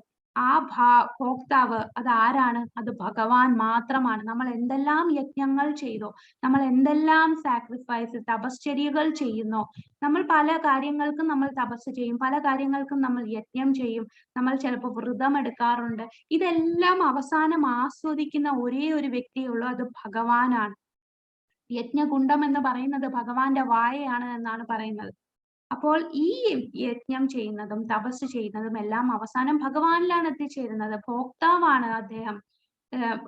മഴ പെയ്താലും മഴവെള്ളം ഒഴുകി കായലിൽ നിന്ന് എല്ലാത്തിൽ നിന്നും ഒഴുകി അവസാനം കടലിൽ എത്തുന്ന പോലെ നമ്മൾ ചെയ്യുന്ന എല്ലാ കർമ്മവും എല്ലാ യജ്ഞവും തപസ്സും എല്ലാം ആസ്വദിക്കുന്നത് ഭഗവാനാണ്. അപ്പൊ സ്വയം എനിക്ക് ആസ്വദിക്കാൻ വേണ്ടി നമ്മൾ എല്ലാവരും നമ്മളുടെ ആസ്വാദനം, എനിക്ക് ടേസ്റ്റ് കിട്ടാൻ, എനിക്ക് ഇഷ്ടമുള്ളത് എന്നുള്ള രീതിയിലാണ് നമ്മളെല്ലാം ചെയ്യുന്നത്. പക്ഷെ ഈ ഒരു കാര്യം നമ്മൾ മനസ്സിലാക്കുക, നമ്മളല്ല ആസ്വാദകൻ, ഭഗവാനാണ് ആസ്വാദകൻ. അപ്പൊ ഭഗവാന് ആസ്വദിപ്പിക്കാൻ നമ്മൾ എന്ത് ചെയ്യണം എന്നോർത്ത് നമ്മൾ കർമ്മം ചെയ്യുക. കാരണം എല്ലാത്തിന്റെയും ആസ്വാദകൻ അത് ഭഗവാനാണ്. ഇനി ദേവന്മാരുടെയും സർവ്വലോകങ്ങളുടെയും അധിപൻ, എല്ലാ ലോകങ്ങളുടെയും അധിപൻ അത് ഭഗവാനാണ്. നമ്മൾ വിചാരിക്കും ഇത് എന്റെ വീട്, ഇത് എന്റെ വസ്തു, ഇത് എന്റെ മക്കൾ, ഇത് എന്റെ ഭാര്യ, എന്റെ കുടുംബം, എല്ലാം എന്റെ എന്റെ എന്റെ എന്ന് പറഞ്ഞാണ് നമ്മൾ നിൽക്കുന്നത്. ഈ ശരീരം പോലും നമ്മളുടെ അല്ല, ഇത് ഭഗവാൻ തന്നതാണ്. കുറച്ചു നാളത്തേക്ക് നമ്മളൊരു വാടക വീട്ടിൽ താമസിക്കുന്നത് പോലെ ഇവിടെ നിൽക്കുകയാണ് നമ്മളുടെ ഈ ഒരു ആത്മാവ്. ഒന്നും നമ്മളുടെ അല്ല, ഈ ഒരു തരി മണ്ണ് പോലും നമ്മളുടെ അല്ല. ഇതെല്ലാം ഈ ഒരു കുറച്ച് കാലത്തേക്ക്, ഈ ഒരു ജന്മം നമുക്ക് നിൽക്കാൻ വേണ്ടി തന്ന ഒരു സ്ഥലം മാത്രം. ഇതെല്ലാം ഭഗവാന്റെ ആണെന്ന് മനസ്സിലാക്കുക. സർവ്വലോകങ്ങളുടെയും അധിപനാണ്, ദ സുപ്രീം കൺട്രോളർ. എല്ലാത്തിന്റെയും ഈ ഒരു ഭൂമിയിൽ ഒരു ചെറിയ വസ്തുവിന്റെ ഒരു പേര് പറഞ്ഞാണ് നമ്മൾ നിൽക്കുന്നത്. എന്നാൽ ഇതിന്റെ എല്ലാം, ഈ പ്രപഞ്ചത്തിന്റെ, ഈ ബ്രഹ്മാണ്ടങ്ങളുടെ, ആധ്യാത്മിക ലോകത്തിന്റെയും ഭൗതിക ലോകത്തിന്റെയും എല്ലാത്തിന്റെയും അധിപനാണ് ഭഗവാൻ. ഞാനാണ് എന്ന് ഭഗവാൻ തന്നെ പറയാണ്. സർവ്വലോകങ്ങളുടെ അധിപനാണ്. ഈ ഒരു തരി മണ്ണ് പോലും എന്റെ അല്ല, ഈ നിൽക്കുന്ന വീട്, എന്റെ മക്കൾ, എന്റെ കുടുംബം, ഇതെല്ലാം ഭഗവാന്റെയാണ്. ഭഗവാൻ എനിക്ക് കുറച്ചു നാളത്തേക്ക് തന്നതാണ്. ഇവരുടെ എല്ലാം അധിപൻ ഭഗവാനാ. ഭഗവാന് വേണ്ടി ഞാൻ അവിടെ സേവനം ചെയ്യുന്നു. ഈ ഒരു ശരീരം ഭഗവാൻ തന്നതാണ്. ഈ ശരീരം ഭഗവാന് സേവനം ചെയ്യാൻ ഞാൻ ഉപയോഗിക്കുന്നു. അപ്പൊ അതാണ് രണ്ടാമത് പറയുന്ന സർവ്വലോക മഹേശ്വരം, എല്ലാത്തിന്റെയും കൺട്രോളർ, അധിപനാണ് ഭഗവാൻ. ഇനി നമുക്ക് ഏറ്റവും സമാധാനം കിട്ടുന്ന ഈ ഒരു വാചകമാണ് സുഹൃദം സർവഭൂതാനാം. എല്ലാ ജീവജാലങ്ങളുടെയും സുഹൃത്തും അഭ്യുദയകാംക്ഷിയുമാണ് ഞാൻ എന്ന് മനസ്സിലാക്കിയ തികഞ്ഞ കൃഷ്ണാവബോധമുള്ള വ്യക്തി ഭൗതിക ക്ലേശങ്ങൾ ഒഴിഞ്ഞ് ശാന്തി നേടുന്നു. സുഹൃതം, നമുക്ക് എല്ലാവർക്കും ജീവിതത്തിൽ ഓരോ സുഹൃത്തുക്കളുണ്ട്. ആ സുഹൃത്തുക്കൾ നമ്മൾ വിചാരിക്കും അവരെല്ലാം, പക്ഷെ എത്ര നാളാണ് നമ്മളുടെ ഈ ഒരു സുഹൃത്തുക്കൾ ഉണ്ടാവുക? എത്ര നാളായിരിക്കും സുഹൃത്തുക്കൾ ഉണ്ടാവുക? മാക്സിമം എത്ര വരെ ഉണ്ടാവാം? നമ്മളുള്ളത് വരെ. അതെ, നമ്മളുടെ ഈ ഒരു ജന്മം, നമ്മൾ ജീവനോടെ ഉള്ള സമയം, പക്ഷേ നമ്മൾ മരിക്കുന്നുണ്ടോ? നമ്മൾ ആരാണ്? നമ്മൾ ആത്മാവാണ്. നമുക്ക് മരണമില്ല. ഇത് കഴിഞ്ഞ് നമ്മൾ അടുത്ത ശരീരം എടുക്കുകയാണ്. അപ്പോൾ ഈ ജന്മത്തിലുള്ള ആരും നമ്മളുടെ കൂടെ അപ്പോ ഇല്ല. എന്നാൽ ജന്മാന്തരം നമ്മളുടെ കൂടെ, നമ്മളുടെ ഈ ആത്മാവിന്റെ തൊട്ടടുത്ത് പരമാത്മാവായിട്ട് ഭഗവാൻ എല്ലാം കണ്ടുകൊണ്ട് നമ്മുടെ കൂടെ ഇരിക്കുകയാണ്. ജന്മാന്തരം നമ്മളുടെ കൂടെ വന്ന് നമുക്ക് നല്ലത് ഉപദേശിക്കാൻ ശ്രമിച്ചുകൊണ്ടിരിക്കുകയാണ്. ഭഗവാൻ നമ്മളെക്കാൾ കൂടുതൽ ഭഗവാൻ ആഗ്രഹിക്കുന്നു നമ്മൾ തിരിച്ച് ഭഗവത് ലോകത്തിലെത്താൻ. അങ്ങനെ സുഹൃത്തായിട്ട് നമ്മൾക്ക് മോശമായിട്ട് വരാൻ ഭഗവാൻ ഒരിക്കലും ചിന്തിക്കില്ല. നമ്മൾ ചെയ്ത കർമ്മത്തിന്റെ ഫലമാണ് നമ്മൾ അനുഭവിക്കുന്നത്. ഒരിക്കലും ഭഗവാൻ കാരണം നമുക്കത് വരില്ല. എല്ലാരും പറയും എന്ത് ക്രൂരനാണ്, പക്ഷെ ഒരിക്കലുമല്ല. ഭഗവാൻ നമ്മളുടെ എല്ലാവരുടെയും ഉറ്റ സുഹൃത്താണ്. ഇത്രയും നല്ല സുഹൃത്ത് നമുക്ക് വേണ്ടി അത്രയും ഇന്റിമേറ്റ് ആയിട്ട് വേറെ ആരുമില്ല. ജന്മാന്തരം നമ്മളെ കൂടെ ഉള്ളതാണ് ഈ ഭഗവാൻ.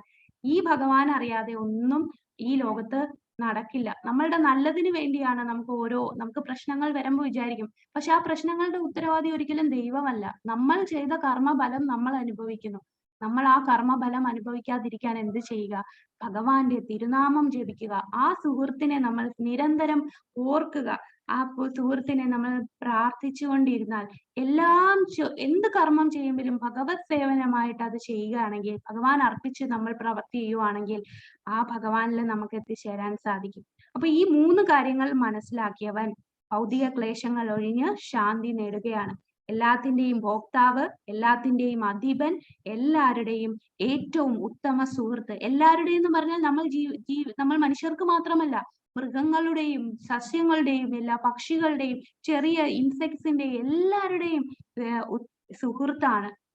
അഭ്യുദയ കാംക്ഷിയാണ്. എല്ലാവർക്കും നല്ലത് വരുത്താനേ ഭഗവാൻ നോക്കിയിട്ടുള്ളൂ.